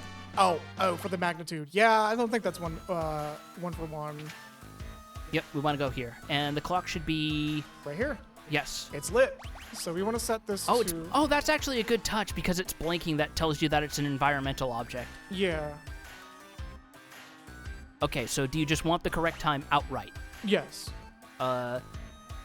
6, 10, 50. Claim your prize, sir. We're not even gonna bullshit this one. We didn't even like note down the third. Yeah, clue because either. you have to talk to a lot of NPCs to get the hints. I mean, it's a fun puzzle. I just wish it wasn't in a place where everyone wants to steal your kneecaps. Yeah, like if it wasn't for that, I would just be like, yeah, let's just actually. I hope this kills him. Okay. Gigas can drop their armlets. I think we already have a couple. Holy of them. shit, that guy gave 3 AP. I think we actually have a couple of gloves already. I think so. I know we have one that we got from exploring South Figaro. Unless there's like a Gigas armlet specifically. No, I think that's our only one. Is it under configuration for the bestiary? Yes.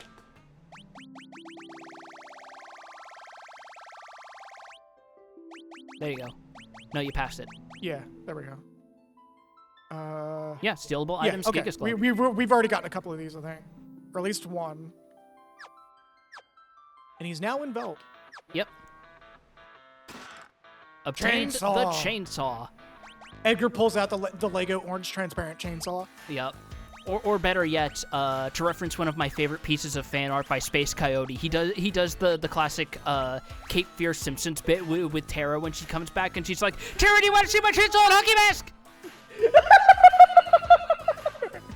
Hey, check this out.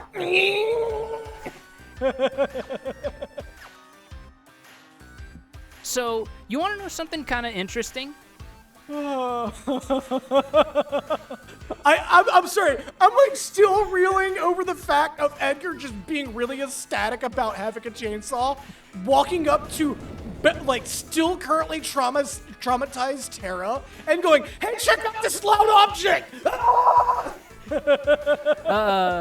This place is dangerous. Be careful. And don't do anything stupid like trying to jump between the buildings. This is the closest thing to an honest man we have encountered in this entire fucking city. Yeah, about to say. I think that's the only dude who doesn't tell a lie here. Very similar vibes to "Hey, look how hard I can piss." Truly. So, you want to know something kind of funny about the chainsaw? Oh yeah, we could have showed that off, can't we? Yeah, we can. This is like one of my favorite tools in the game, actually. Because it's just raw damage. Well, sort of. We'll see. There you go. There's the classic. So good. It's so good. It is flat out more powerful than the drill. It is Dragoon Boots. Hold on? Did we just steal like absolute fucking gold suddenly. Yes! Oh shit, right, they can throw. Well, he's dead anyways. Yes. Definitely heal up after this fight, but that's really good for this early in the game. Yeah, I'm about to say, hold up. I remember Dragoon Boots being like, kind of fucking strong. Yeah, so what they do is, if you give them to a character, it changes their normal attack command to the classic Dragoon jump, and if they're wielding a spear specifically, it does way more damage. So that relic is like tailor-made for Edgar. I kind of want to take Peace Ring off just for this. He still does man Air Jordans. Fucking Locke walking up to him, punching him in the shoulder and saying, I'm creasing your Jordans.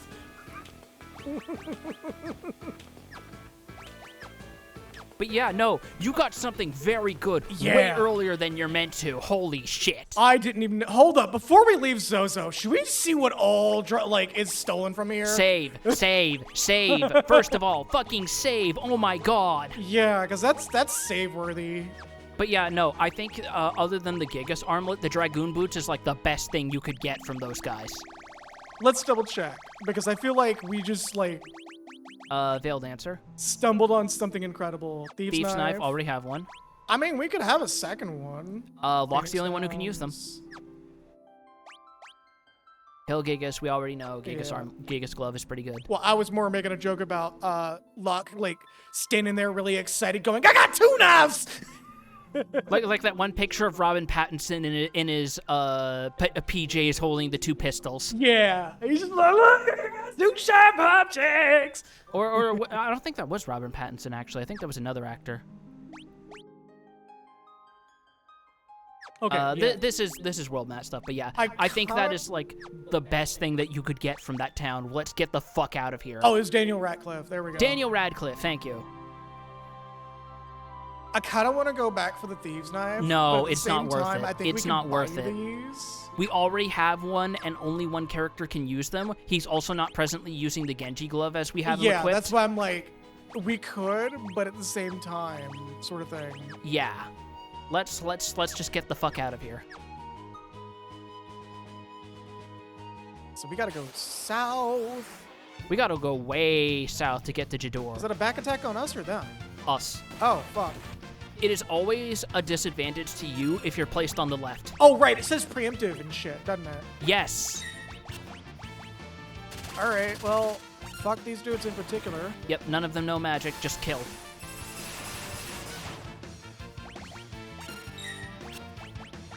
And we gonna do a jump on the flying boy if the Rising Phoenix doesn't, decimate Doesn't the entire crew. wipe the team, yeah. The Rising Phoenix will in fact wipe the enemy team. Sabin did in fact scream at the top of his long scorched earth.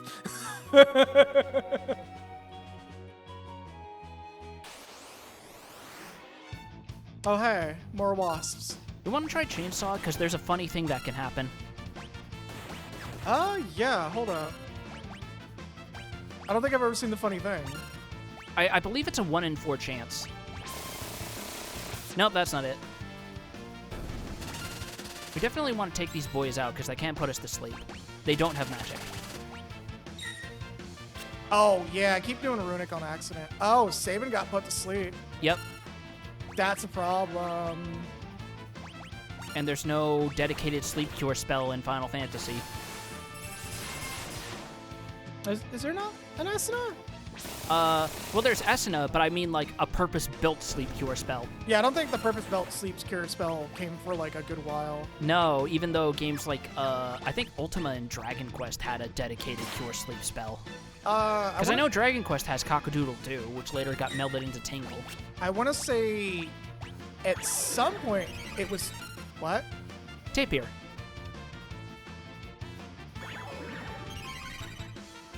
What? The fuck is happening? It's a tapir.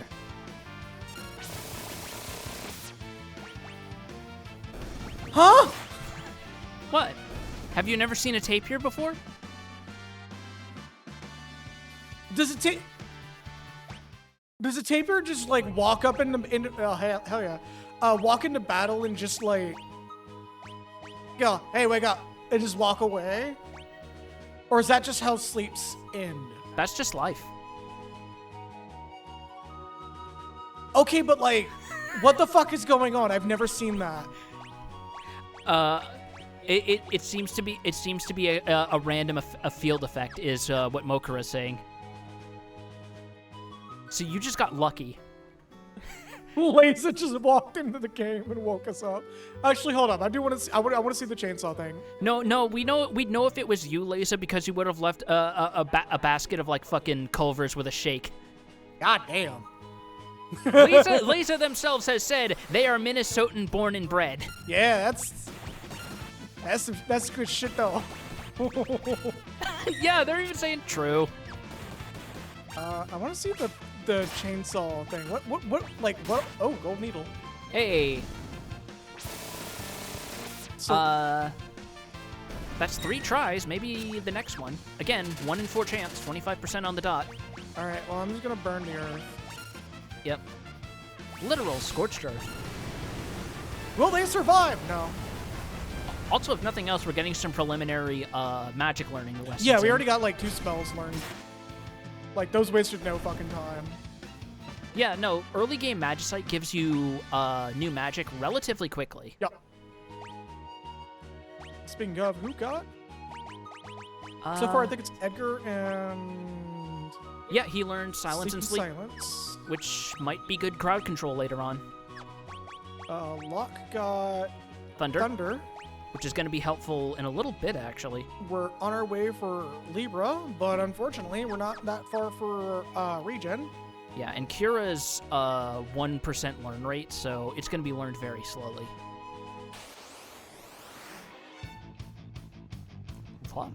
God, another back attack. I mean, it is wasps. Also, you are dinged up pretty badly. Yeah, let me solve that real quick.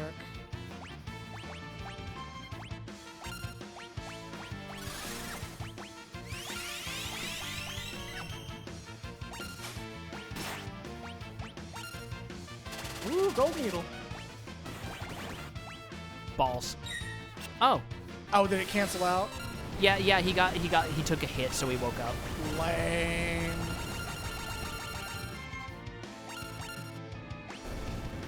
There you go. Hermes. Edgar Hey, learned slow, and and Sabin learned confused. confusion. I think that marks one of the espers done. Yep, he is officially done. Oh, no, wait, he's still got to learn fire. But he's almost there. Yeah, like 1 or 2 more encounters. Also, to be fair, slow in the ATB Final Fantasies is one of the best support spells. I think I just accidentally went where we were supposed to go. Yeah, you skipped ahead. We still have event flags to trip. Yeah. I got a little too eager, decided to visit the Opera House prematurely. Just paste Sabin's face on the creepy house fire girl. Why did I cast Runic? I don't know. It's accidental. All right, let's see if it happens finally. Let's see. No. So what's supposed to happen?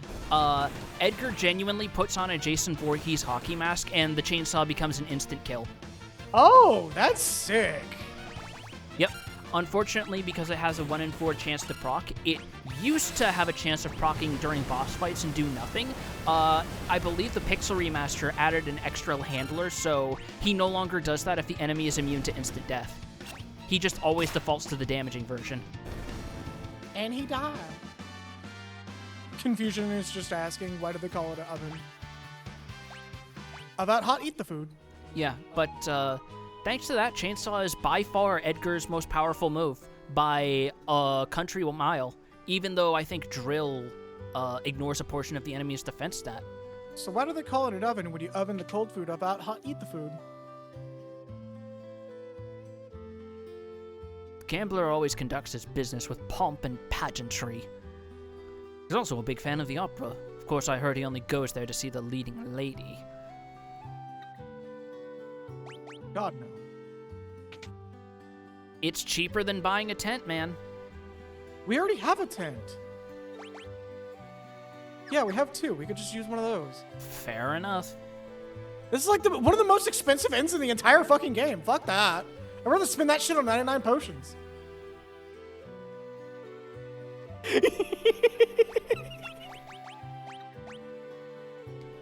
Oh yeah, seeing the Kodachi, it reminded me of something. So, if you go through the genuine irritation of keeping Shadow in your party when you recruit him from Collingen, he leaves as soon as you get Espers, so you can't put magic on him. Yeah, I saw like the guy that I had pulled up to get the clock thing, which still didn't give me the fucking answer.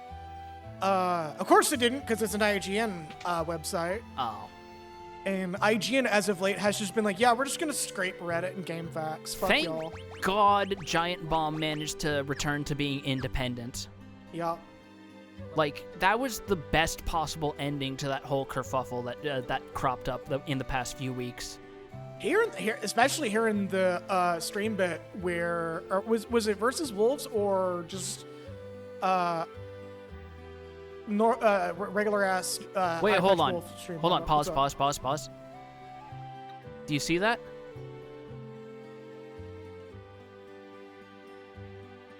That fucking effect in the window. Oh, what the fuck? Yeah, I think they added that in this game. Holy shit. Did we gloss over this entire time? I think so, yes. That's new to me. Also, I just realized the Minecraft mod pack I'm playing is using a Final Fantasy VI inspired texture pack. The town of Zozo is nestled between the mountains to the north. It's a den of thieves and ne'er-do-wells. Okay, cool. You missed the chance to make the obvious Star Wars reference. Get on our level, lady. Huh? Maria! Me? I'm sorry, I mistook you for someone else. No, I'm not going to Shadow the Hedgehog on this guy. Still, you can pass for Maria in a heartbeat. Oh dear, we are really in trouble this time. Celeste looks like Maria? Maria?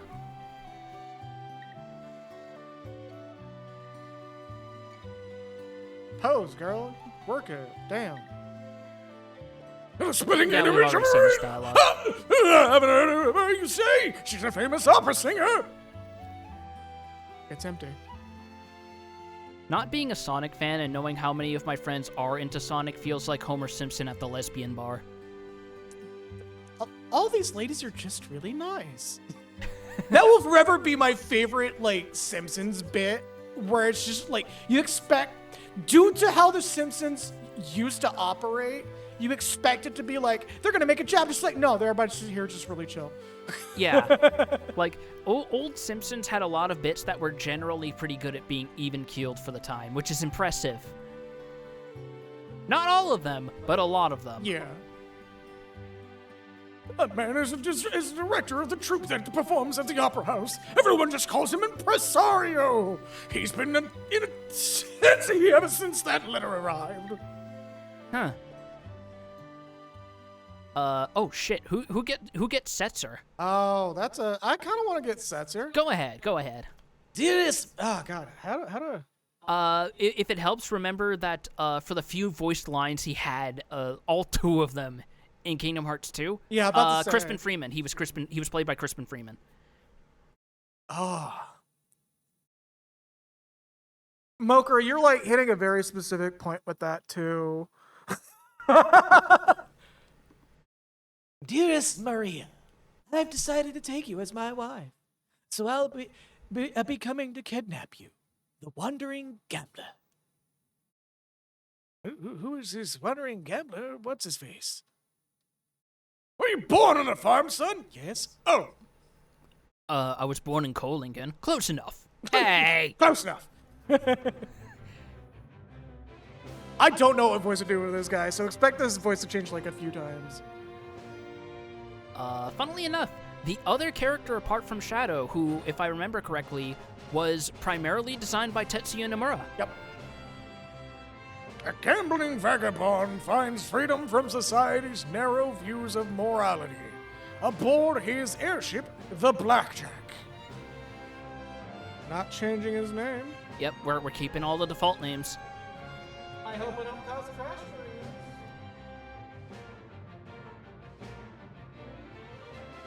It's a nitpick, but it's still so weird that whenever you're playing a game on PC, even if it has full pad support, you still got to do name entries with keyboard every time that I've had to do it. Yeah.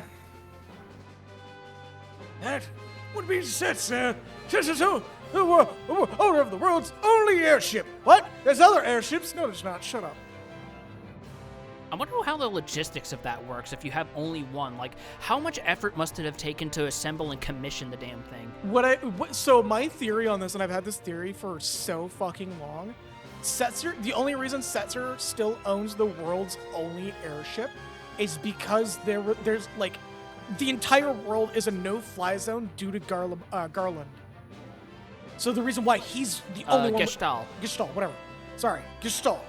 The only reason why he's the only airship owner is because all the others keep getting shot down, while the Blackjack is the only one that's just like playing both sides of the table.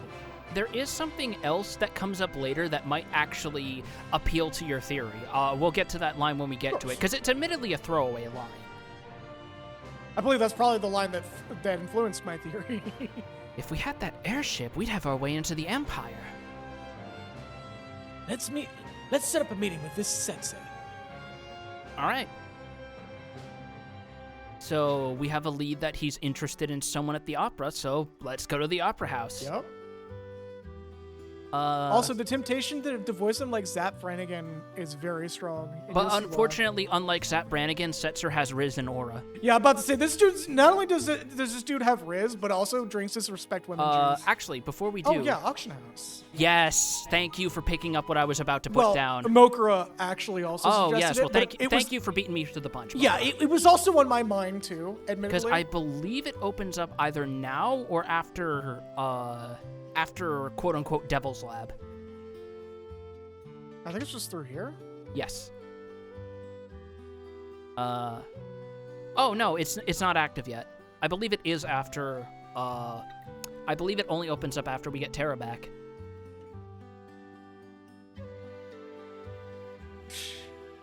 I never noticed those two ladies in the back. Really? You of all people missed them. Well, so they're different in this version than in the SNES one. I think they just use generic, this lady sprite, I want to say. Pretty sure they were still Dancing Girl sprites. Regardless, they look a good bit different than I remember. But yeah, no, it's not open yet. But when it is, we definitely want to go there because there's some really fucking good stuff you can get. I think it opens after the doorman didn't start it. Yeah, if we talked to him, he said today's auction is over. If it was actually started, he would offer to let us take a seat. So, let me double check that. Yeah, no, it's just not active right now.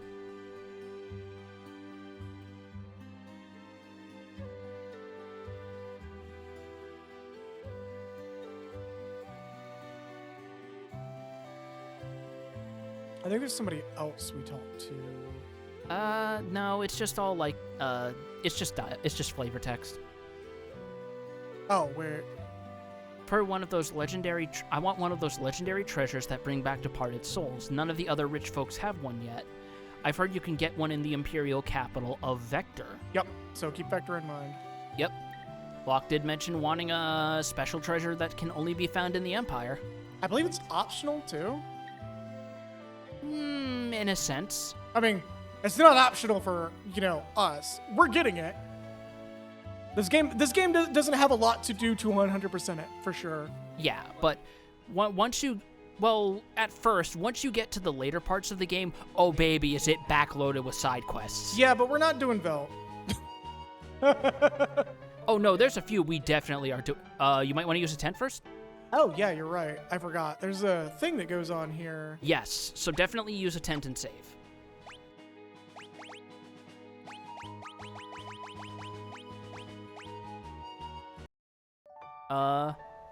Hey, Celeste has a little sun little thingy star. on it. Well, so it's a star. She is named after, I believe, a specific deity that happens to also share the name with the planet, which is why there's a cosmic body on her tent. We're gonna go ahead and run the ads right now, though. Yeah, and we may as well save while that's running. So I'm gonna hit add detection. Alright, whatever the fuck happened to my PC, it was just a fucking fluke. Or something. Oh, thank God. Here's hoping. Because if it was gonna happen, it would have happened already. I'm gonna see you on the other side of the outbreak. See ya. Oh, I can't see. Boom up.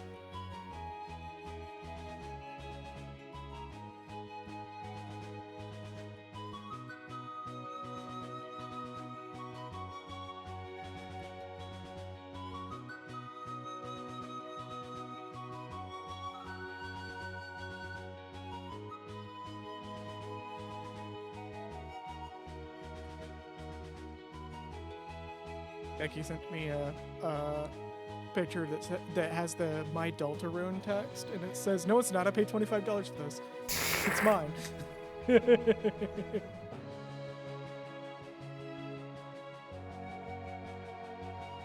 I feel like the only way that could be made even more perfect is if instead it's the annoying dog running off with the game's logo. Side note, I'm seeing people bringing up known bullshitter The Independent and their headline: "The Earth could be soon flung out of orbit or into the sun, all thanks to a passing star." What? That's not how that works. I got a C+ average in my high school science classes, and I'm pretty confident that's also not how it works.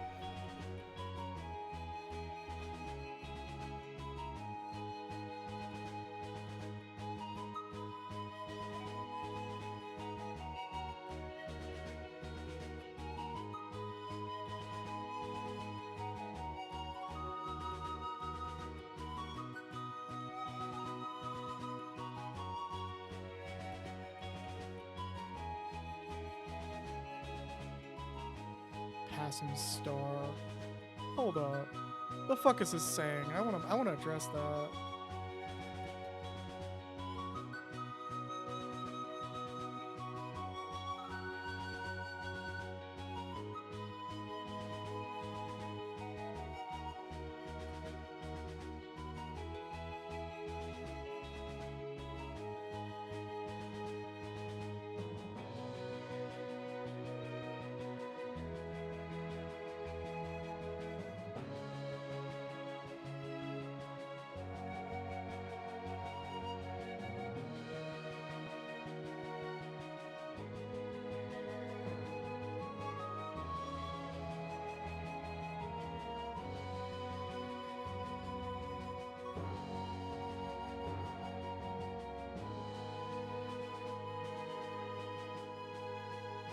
Nah, no, this is not how this fucking works.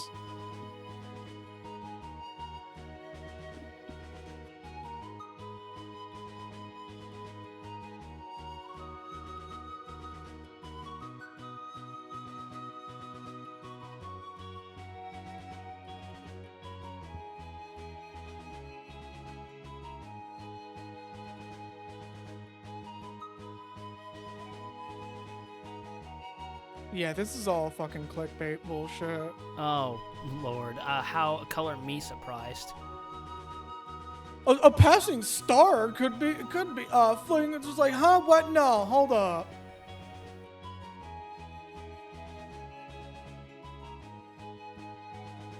Are y'all fucking serious?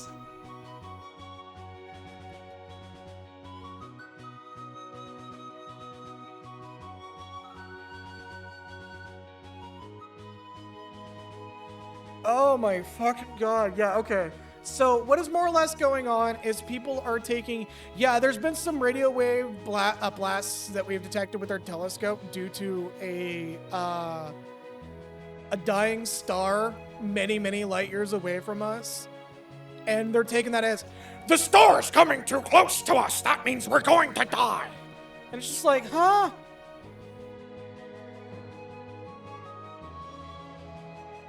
That's not how that works. Jesus fuck.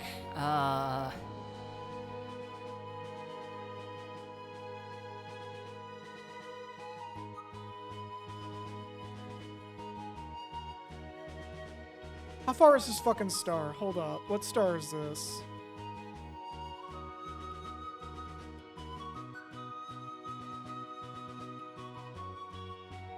I love how none of these articles are pointing out a passing star Yep, just this one. or what star it is, because we would know what star.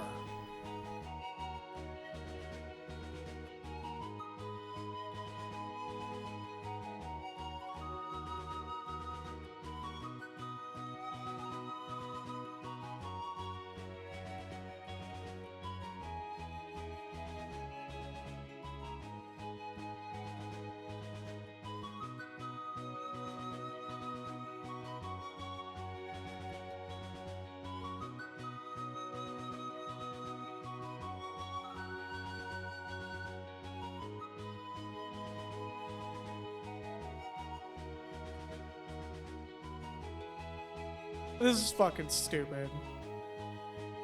I'm glad I have ad block on. Okay, so what's more or less going on is people are taking this one little grain of what something a scientist, astronomer is saying, and then going, "Are we going to die?" And it's just like, what? No, if a star was going to get close enough to like actually alter the solar system's orbital path, one, we would know already, and two, that's the least of our concerns. Like, our atmosphere would already be, like, getting stripped apart as we speak. Jesus fucking Christ.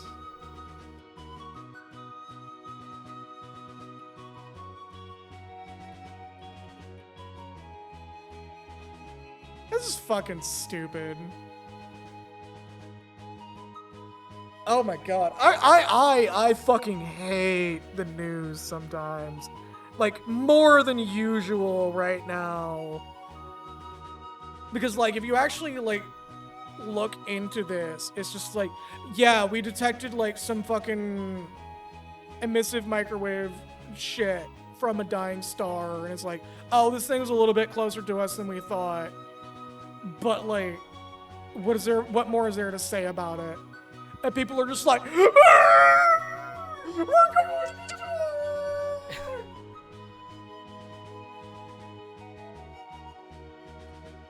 It's even funnier that, like, the soon is not even defined. It's like, just saying soon is like, okay, how soon is soon? Are we talking, like, cosmically soon? As in, like, we won't even see, human civilization will be long past? This by the time it transformation happens- causes people to transform into whales. This information causes people to transform into whales. I mean, might as well. Sorry, I'm like really into astrology, and seeing shit like this just really fucking boils my goddamn blood.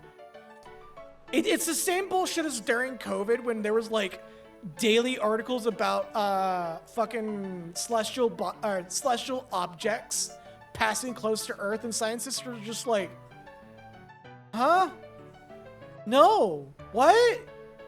And it was like getting so bad that I was in servers where people were having daily panic attacks.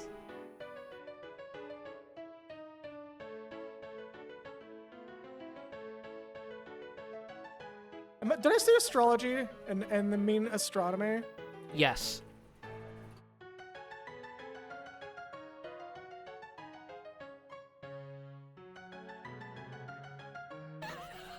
Really into astronomy doesn't get the fucking term right.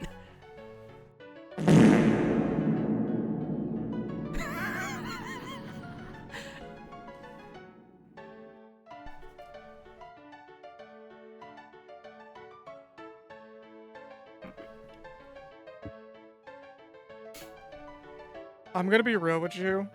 This music is a little too fitting to me, just like Yes. misspeaking really hard. I'm really into astronomy. Space shit fucking fascinates me.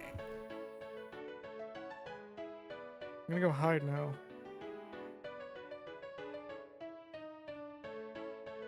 I mean, I've had a similar conversation at work where someone mixed up astrophobia with astrophobia.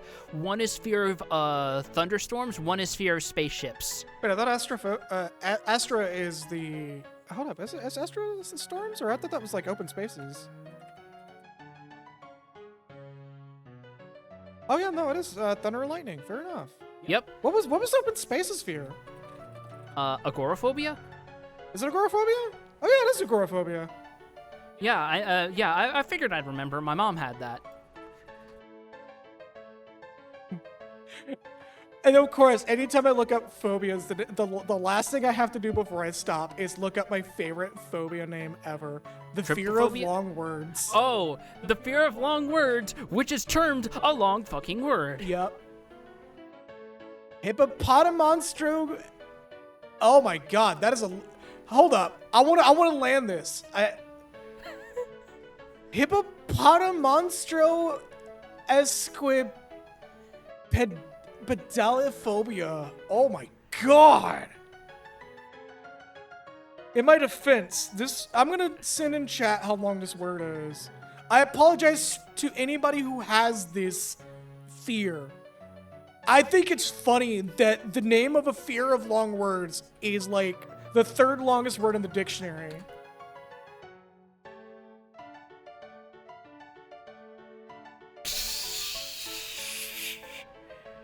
Fear of the old cum. The fear of the old cum. My favorite one is the fear of palindromes being a palindrome. Whoever named these phobias and made them like match the fear has a very cruel sense of humor. But also, I love it. Oh yeah, no, I'm here for it. Like partially here for it because it's a bit cruel, but at the same time. You know what else we're here for? An opera show. Yeah, we got. This has to happen this stream. This stream's Yes. not ending until this is done. Ah, who we getting? We read that letter, so Setzer is coming to snatch Maria away. They're probably up here right before the climax of the first act. He loves to make an entrance.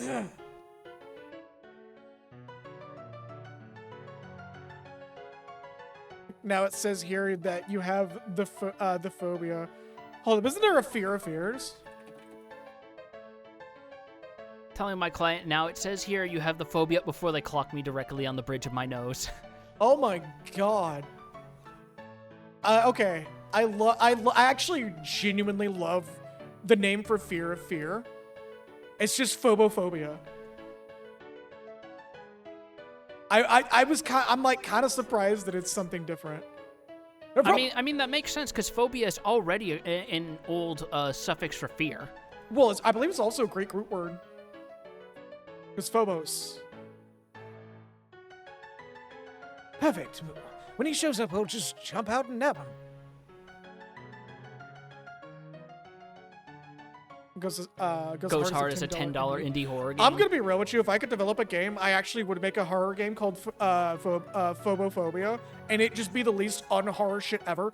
It's just a psychological horror that like keeps you on edge about a jump scare that never happens.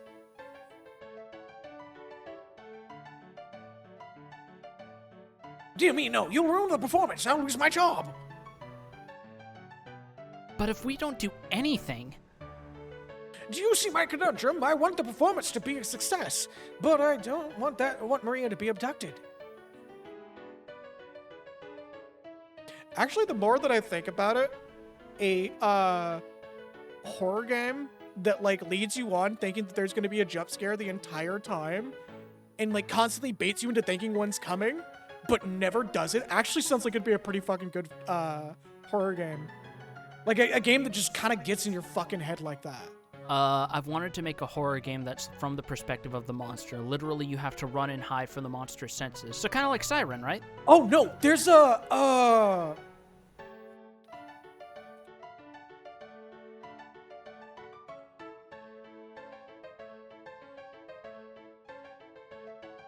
my god, what is it? No One Lives Under the Lighthouse. Aliza, I think it's literally No One Lives Under the Lighthouse. Part of that game is in the perspective of the horror itself. It's actually a really fucking good game.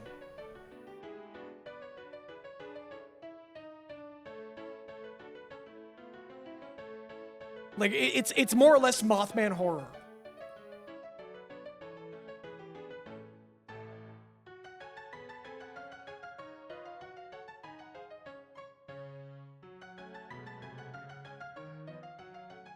Like, Vinny has a stream on the original one, but I highly recommend y'all check that out.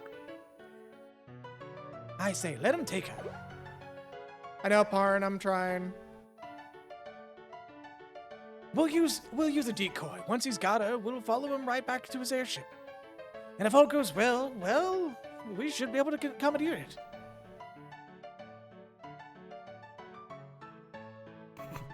Anybody? Anybody?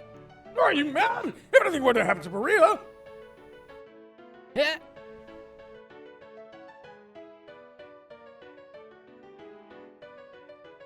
That's why we use the decoy. We can hide Maria someplace safe. come again.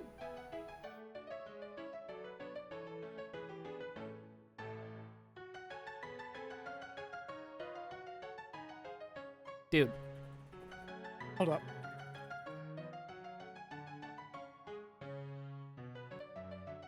You said yourself that Celeste looks like Maria. Sorry, it's something relatively important. Now, just a minute. She could be our Maria. Well, let Setsu kidnap her and lead us to his airship. Brilliant! Whoa,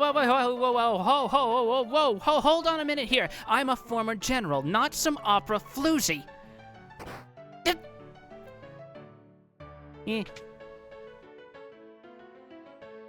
Huh? She just runs into the door. Mi, do, re, mi, fa. Oh, Jesus, fuck, dude.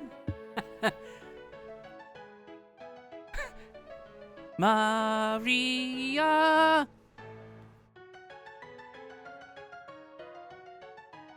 That's the spirit.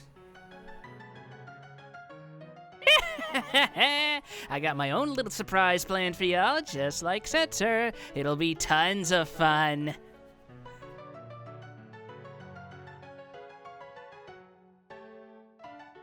Better get to work. We gotta make a star out of you, Celeste. Ah! Isn't anyone gonna read it? Janitor comes by, sweeps it into the bin. No! Oh, hell yes. I forgot how good they did this Oh, part. we're gonna get copyright struck to shit, aren't we? It's gonna be worth it, though. Yeah. Oh, look, junk mail. Also, they spread it in an actual crowd for this part in this version. Also, we're not singing this. No, Unfortunately. don't worry, though. Oh, is it voiced? This version has you covered. Oh, thank God. We're gonna talk over it partially, just a heads up. Oh wait, do we not have to do the fucking line reads? War between the East and the West was growing more violent by the day. Draco, a soldier from the West, thinks of his love, Maria, back at home. Just Puma can going listen to these after stream and enjoy. Yup. Oh, hell yes. Just for Because- everybody's sake. I'll turn it up a little bit. Also, you noticed something about the stage. Oh, it's 3D. Yes! This specific part is not Pixel Remaster, it's HD 2D. Nice.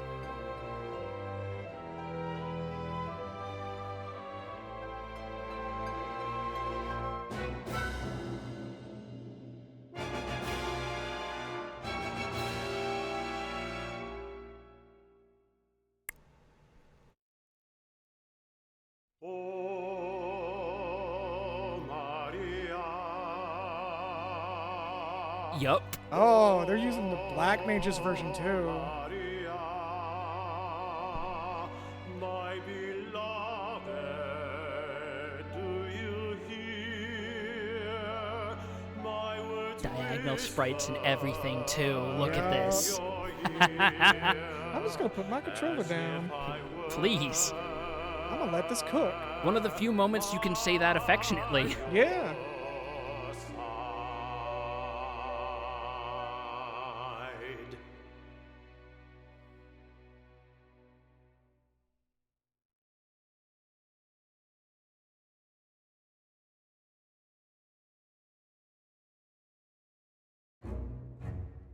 Shame I can't do a Mel Brooks impression with the upcoming scene. Oh, God.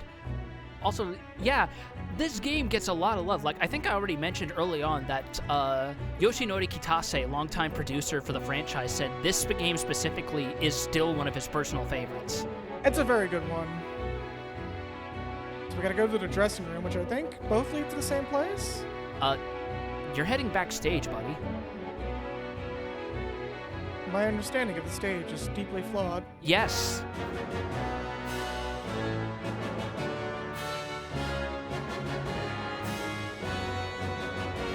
Like, it was only a few times when I was in school, but I have in fact been to a few theater halls and concert halls.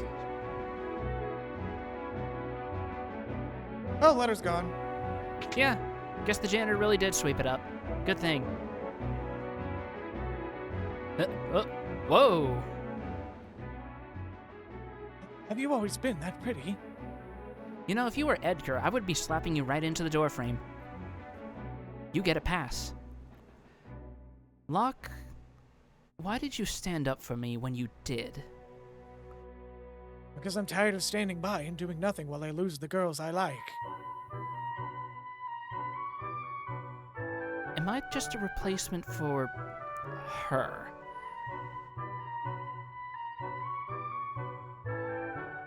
That ribbon looks nice on you. Oh, man. I have to go on stage soon. This next scene is an important one. Maria starts to worry that something's happened to Draco and pours her feelings into song. Shouldn't you check the score one last time? You should. Oh, my hero, my beloved, we still be made to part. Through promises of perennial love, yet sing here in my heart. I'm the darkness, you are the starlight, shining brightly from afar. Through hours of despair, I offer this prayer to you, my evening star. Must my final vows be exchanged be with him and not with you? Were you only here to quiet my fear, oh speak, guide me anew. This is where you pick up the flowers, climb the stairs, and toss the bouquet from the highest balcony. Be sure to finish by the end of the interlude. There isn't much time before the start of Scene 2. Impresario. Scene 2, ba-ba-ba-ba-ba-ba. So, I believe the wrong answers on this. We're not going for it, because fuck that. And two, You also genuinely get a game over if you fuck up enough times. yeah. And two, it's pretty obvious what ones are the right one, if I remember correctly. Yeah, because thankfully, for sake of short-term memory retention, they give you the first few lines of the correct choices to choose from. Yep. And it leads into the rest. I will need your help just in case, though. Oh, man, if you were doubting this was HD 2D, look at this shit. Western armies were defeated and Maria's castle fell into the hands of the East. Forced to wed the Eastern Prince Ross, Maria still thinks only of Draco as she gazes at the stars each night. Oh, my hero. Oh, my hero, my beloved, So you want to know something funny? shall we still Go on. When they were specifically casting singers for this part for the Pixel remaster, Uematsu put out there that they wanted to commission that whoever does Celeste's singing is a trained singer, but not a trained opera singer. I'm the darkness. So if she sounds a little off, that's on purpose. Okay.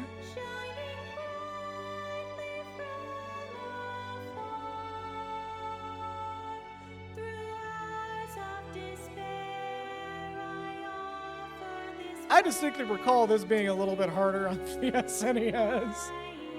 Must my.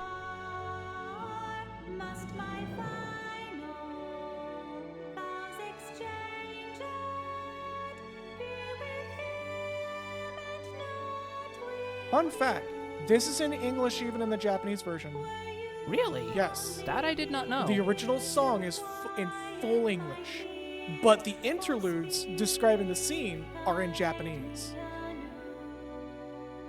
I guess that kind of makes sense. I imagine they must do something similar with, or I could see them doing something like that with Shakespeare productions in Japan, actually. Yep. And I believe this is also served with two flows of text, the English and the Japanese. Yeah, they probably have Japanese subtitles in hiragana.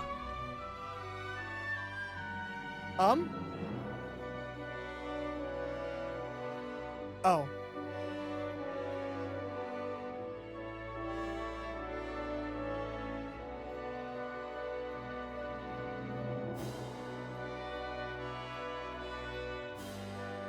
This is just the press button to make sure I'm doing the right Yeah, thing. because in the original version, you did actually have to physically move her across the stage, which I kind of prefer to this.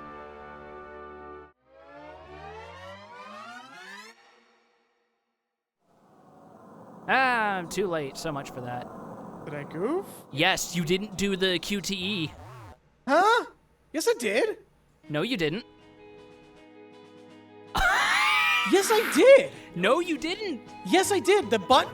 I hit the button. Did you? Yes. Did you? Yes. I hit it as soon as it came up. It goes yellow when you hit it.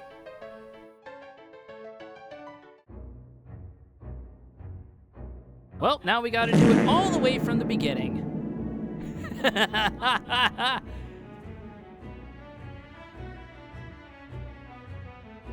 Yeah, no, I did that on, like, I did it. It just, for some fucking reason, I don't know. The game is telling us otherwise.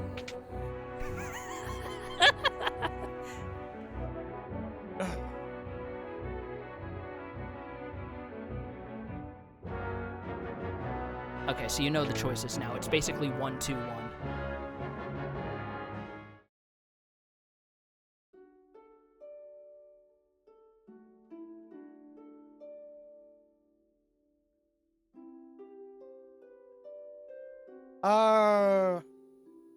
Stream talk.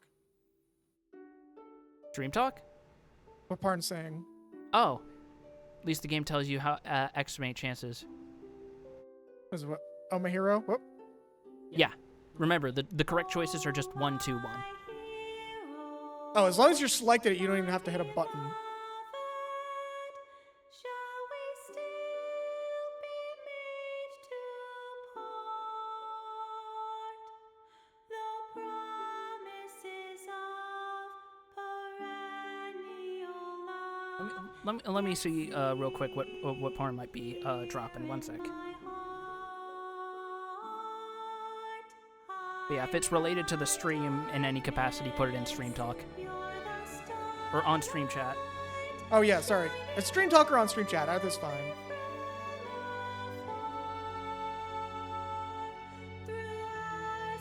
Oh, it's an MP3 of the opera. Hell yeah. Oh, cool. This prayer to you, my evening star. Must my final vows exchange? Yeah, I believe like the singings in Japan or English and the narrations in Japanese. At least that's the how the Black Mage's version went. Quiet my fear, oh speak, guide me anew. God, it still feels so alien to see diagonal camera angles in this game. Right. All right. Well, I'm just gonna hit the button as soon as the prompt appears. Yeah, I think that's for the best.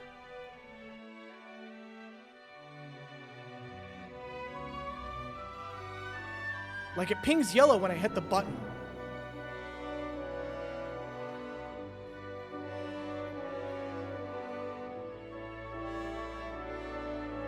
There you go. You can check the footage on the first attempt.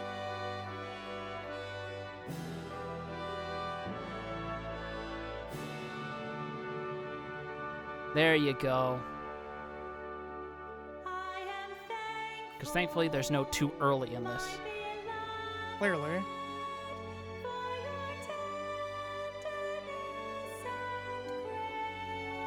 The roast toss is automatic. I see in your eyes, so gentle and wise. This was a line that you pick in the SNES one. You can fuck it up hard. No, Is it?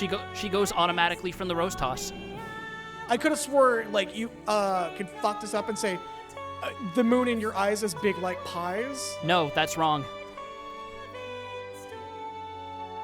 I don't know where you got that from. That's just wrong.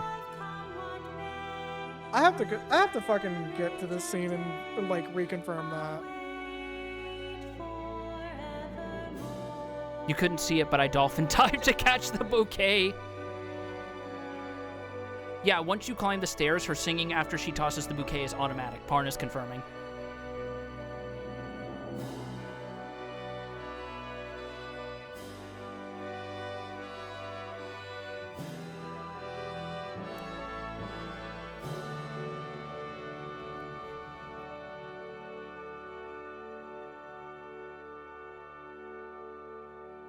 Ross Deltoid Ruin. God.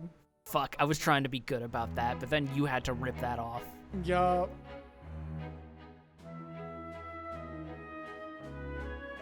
Ah, I love this.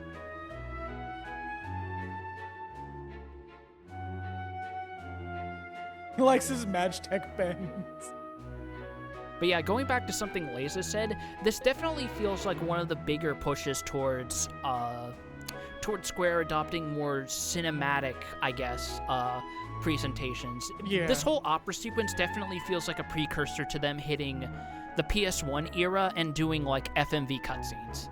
And then in the middle of that, also incorporating friggin' mocap. Hold on. Letter? Oh, did I gloss over the letter? I'll give you guys one. I owe you guys one, so I'm gonna jam up your opera. Ultros.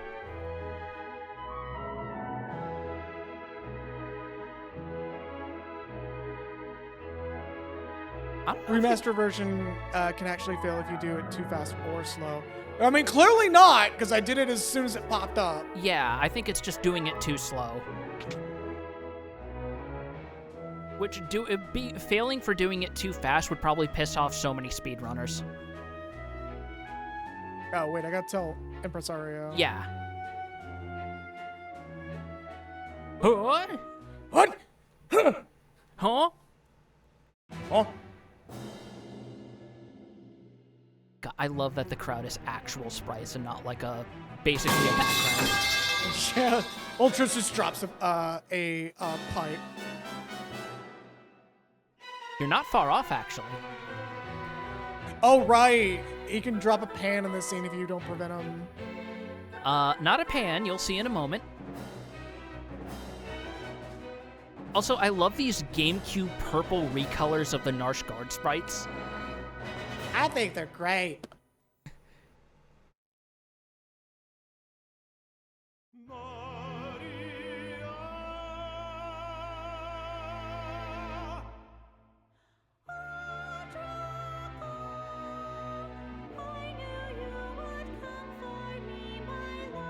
Completely new sprites, by the way, her in that pose. Yep. Knave of the Western Hall, you would address my queen to be Maria. Yes, you have Maria's hand. It'd be really funny if he's just like, cha, and then continues on. Then it's a duel. I love the little self-deprecating humor they make regarding this play in, I think one of the Dissidia games where one of the tutorial moogles says, you know, honestly, everything past the part that you see in FF6, not really that interesting.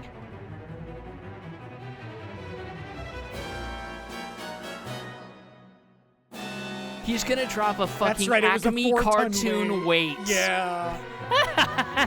Let's see if Maria can shrug this off. So I believe we can do this without getting the rats outside of like one encounter, which is yeah. forced. Yeah, I think a couple of them are set up so you have to fight them. You have Yeah. plenty of time, though. Talk Yeah, to you the state.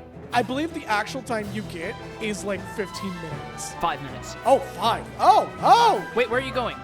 Was that backstage? Room on the right. He said room on the right. No, on the right. Well, now we're just gonna sprint.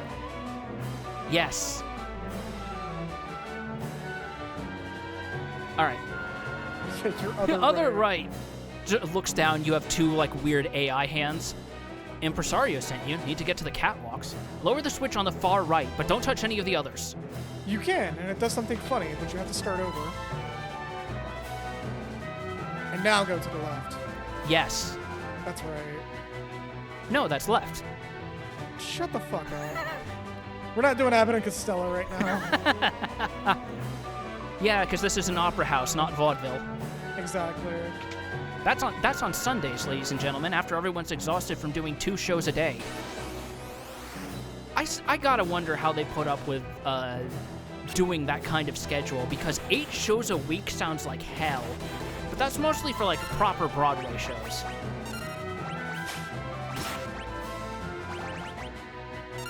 It's gotta feel so worth it though when you see some of those crowd reactions though, man. Doing all the AoEs. Go fuck. Yes, Fuck yes. everything. Again, you have a generous time limit to work with here. Bacteria.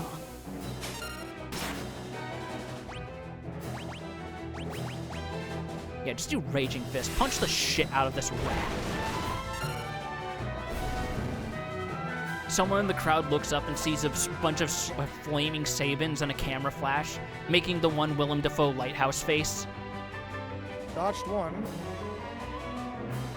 I think this is one of the first ones. Yeah, I believe you have to fight these two or one of these two to get through to Ultros.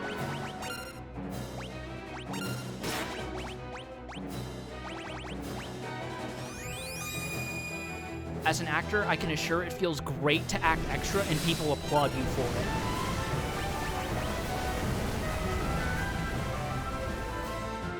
Is this building on fire? Oh no! No, Grandpa, it's just the Northern Lights. No, it's just the Northern Lights.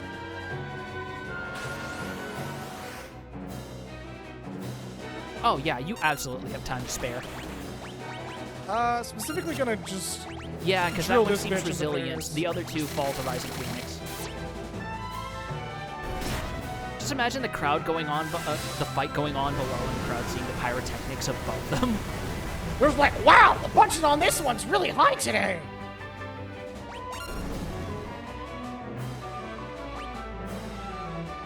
that's Yes, chainsaw is stronger than drill, but but because the chainsaw has a 1 in 4 chance of instant kill, it's more reliable to use the drill. Although I think I did mention actually that they fixed that for the Pixel remaster. I could be wrong.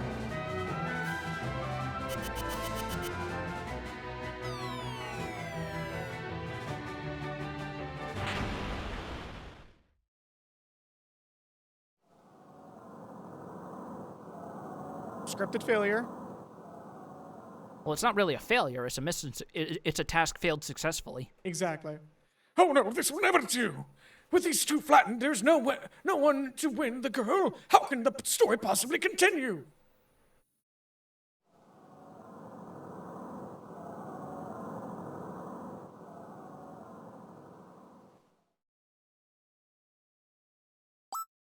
Yeah, it still counts as an instant death, as an instant death effect in the game script, but I think they added a handler so if the target is immune, Edgar just defaults to the damage version of the chainsaw in this version. Yeah. Neither Draco nor Ross will win Celeste's hand. It is I, Locke, the world's premier adventurer, who shall take her as my wife.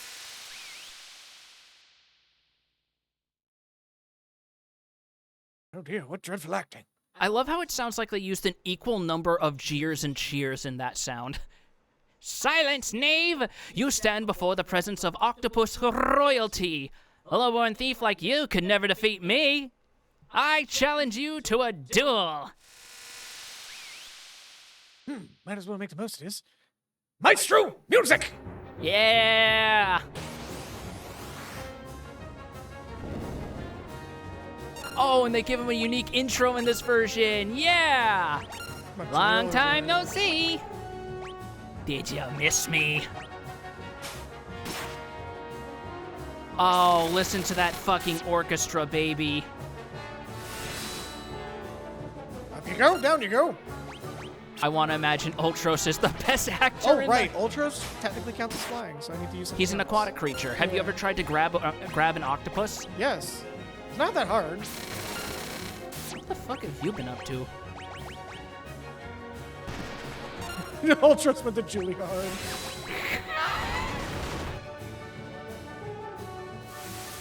Acid rain. Oh no. Which I believe is either a Oh, poison look or at Edgar. damage over time. Oh, well, there goes. bye, Edgar. Hello, Edgar. Bye, Edgar.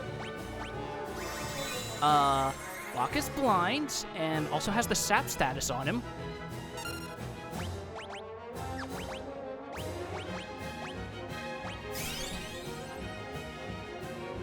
Miss!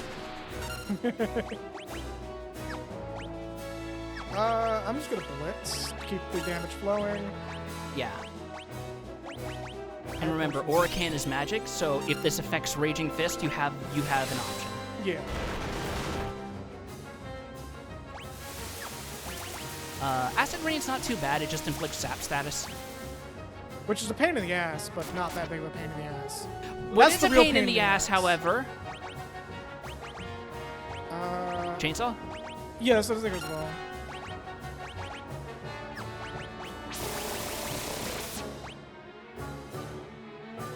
Got it again. I feel like such a sucker. And he actually exits stage left from our perspective, by the way. Exit stage left. Even though technically from this perspective he exited stage right, backstage is probably big enough to incorporate both. He's an octopus. He'll just squeeze through tight spaces. That's Setzer, by the way. Oh. Hold it right there. Hey, you know what I just thought? Celeste is just watching this. Yep. She probably had to put her weapons away in the backstage. Yup. My compliments on a most impressive performance. String her up. And...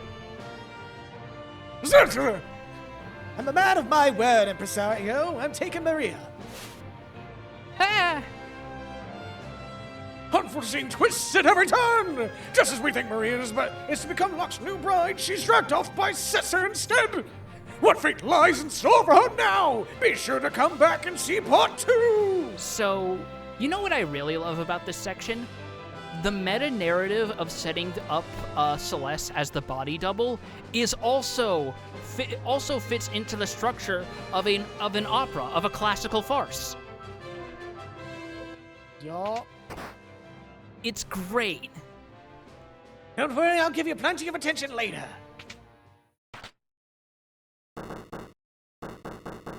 Hey! The wink at the camera. She walks over to a padlock. I see that this is a Master Lock Model 240. I can open it with the Master Lock 240. Actually, you think she could just cast Blizzard on padlocks and then smash it with her elbow? Maybe? What a good performance. You're a great fake actress, Les. Enough.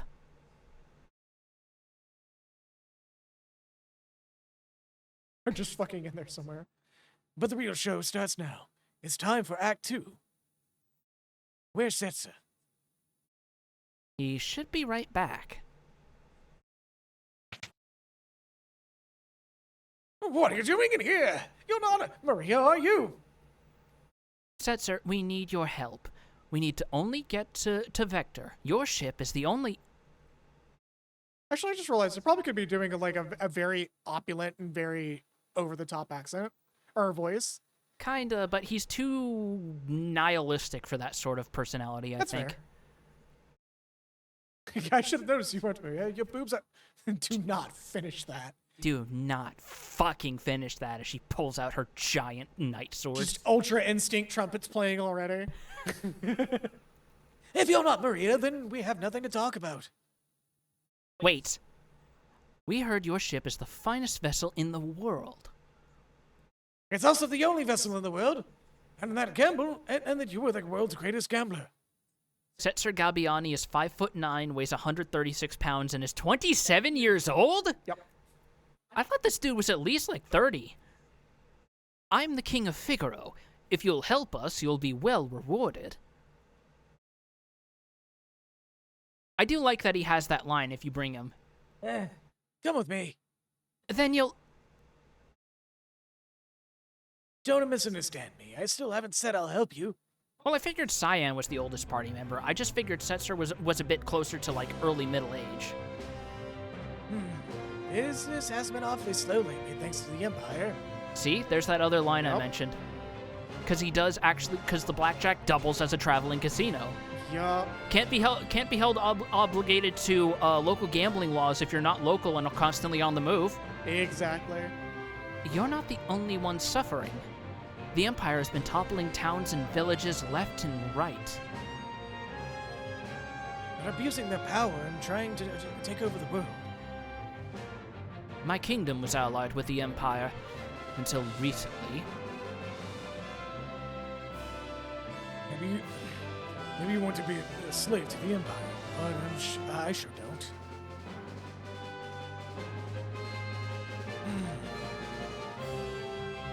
We're at least together in hating the Empire, right? So please. You know, I think you may be even cuter than Maria. Huh? Oh, it's way easier to notice she's blushing in this version. All right. If you, Celeste, become my wife, Written wrong there. I'll help you out. Otherwise... What, are you crazy? Deep breaths, deep breaths. Fine. Great, it's settled. On one condition. Yep. We flip this coin. If it's heads, you help us. If it's tails, I'm yours. Well, Mr. Gambler? Ha! I like that. I accept. Celeste, are you serious? If you marry that guy...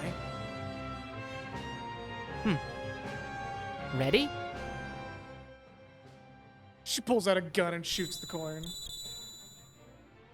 Why do I hear Ultra Kill music in the distance?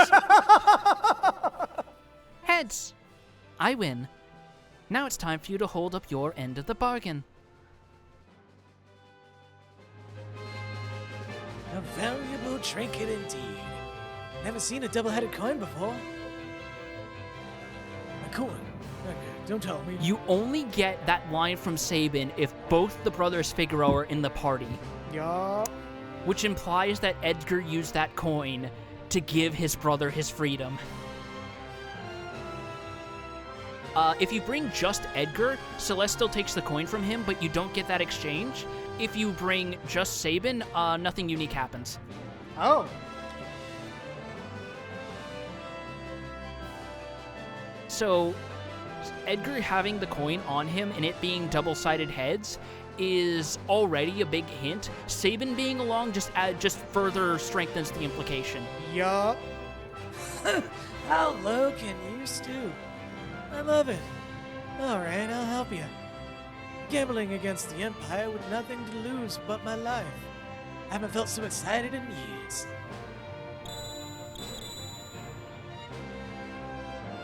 My life's a chip in your pile. Ante up. Oh, and we're not playing Bellatrix, asshole. Oh, man.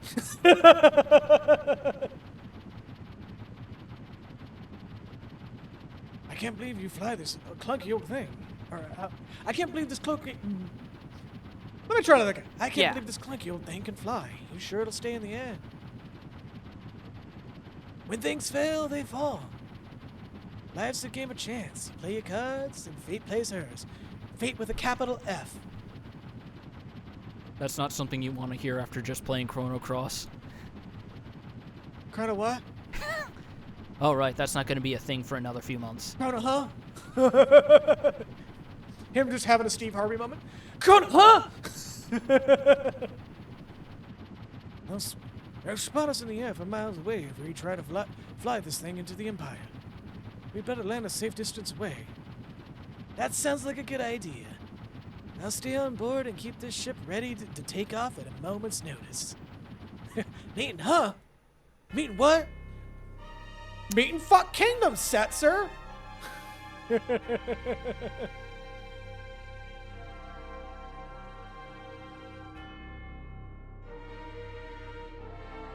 Had to see. I moved the stick back and forth to see if I can pull away, but I think we're locked on. Yes, this is automated movement. We don't have the airship yet, Yeah. but holy frame of view perspective. You see the Tower of Zot? I mean, whatever the fuck this is coming to view. The imperial capital of Vector. The biggest argument that overworlds are not meant to be one-to-one scale of the planet, Yeah. because that bitch looks like it takes up half the real estate of this continent. So we can hop in this and replenish our items because we are running low on a lot of things. Yeah. We definitely want more Phoenix Downs after fucking Zozo. Oh What else? yeah, we're fully upgraded out of potions into high potions now. Yep. Let's sell some of our dupe silver specs, actually. We got plenty of those. Oh yeah. Should we sell our Duke Hermes sandals or keep a hold of that? Definitely keep them. Free haste is really fucking good, buddy. Oh right, that's the haste. That's Yes! not the sprint. Right. No, sprint is sprint shoes. Right. So respectables, right? So down to yeah. I say 3. Yeah, I was thinking 3 or 4. So we got 6. So 1, 2, 3, 4. Yeah, there we go. Let's keep 2. Uh, I think we're good from here. yeah. Anything else we can sell may turn into accidental sells with it currently like this. I believe the guy on the left is, free full heal.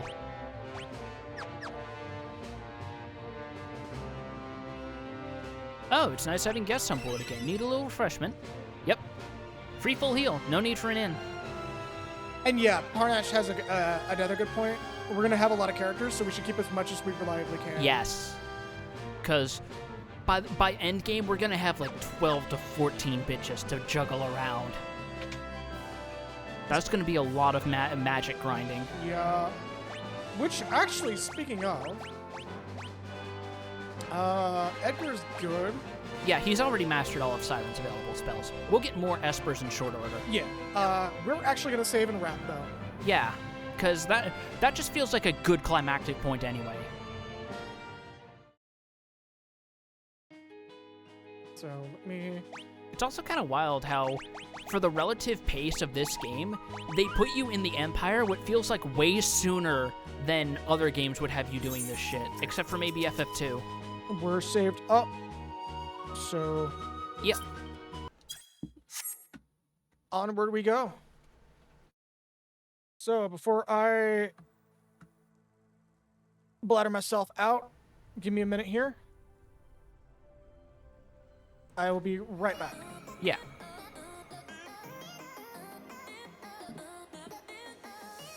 Yeah, well, while they're getting up and going, I'm gonna kind of preempt them a little bit and say thanks for sticking around. It's always fun to come back to FF6 in particular because it's incredible looking at this and realizing that both this and Chrono Trigger side to side really tells you how when Square finally learns a system and they're at the top of their game, they can do some incredible shit with the technology at hand, and it's just insane how much of this game holds up. I know there's a lot of debate over games historically, over how well they quote-unquote age, over how that's a false preconception based on biases from stuff that comes out recently and versus being able to look at something in its historical context. There's a lot to that, but it's just been great to come back to this and see how well so much of its presentation and pacing and soundscape, just everything has translated into the Pixel Remaster. It really shows that out of all the Pixel Remaster bundle, I think FS6 got the most love by a good margin. Alright, sorry about that, everybody. My body reminded me that I exist. But yeah, holy shit. Yeah, that opera scene holds up pretty well, Yeah, obviously. Like, even the old version where it was just synthesized voice actors, just syllabic ma ma ma ma, it still hit. It still hit. Yeah. And there's also the Black Mages version, which I highly recommend y'all check that one out as well, because it's the two versions are very close, but they're close in different ways. Because I believe the narrator is the man Uematsu himself. I want to say. I'd have to look that up just to be 100% sure, but Yeah. my mind's not on that right now, anyways. So with that, we're gonna wrap here. There has been no subs today, probably because yesterday our co-streamer Parnash, who was in chat, was not in a good condition to actually participate in the stream. It's also super impressive what could have been done on the SNES back in the day for CT and FF6. Oh, Chrono Trigger and FF6 were like not even the fucking tip of the iceberg. I think I mentioned before on stream that like the SNES was still operating well under its maximum capacity, as with most consoles. Well, as with most consoles up to a point. But like, yeah, it's one of those things where like, anytime somebody talks about ROM limitations on the SNES, which is very rare that people talk about that, it's not really ROM limitations. It's whether or not you want to sell a game for like $300 fucking versus just cutting some shit out and making it affordable. But with that, thank you all so very much for watching. I'm gonna go ahead and do our special shout outs real quick. Yeah. Starting from the top.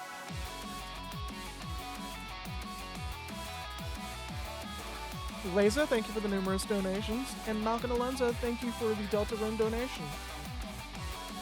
With that, we're going to wrap here. There will be no stream tomorrow, as Friday streams are currently in purgatory until further notice due to both me and Pitbull just kind of taking a minute to prioritize our mental health on things. Yeah. And I haven't really figured out if I'm gonna what I'm gonna do if I do a Friday stream. What I'm gonna do is probably just gonna be like a solo super chill game. Also, Parna's dying of bonitis apparently. Covitis, oh my god. Anyways, have a good night, everybody. Stay true to yourselves, and see y'all next time. Take care. A boop.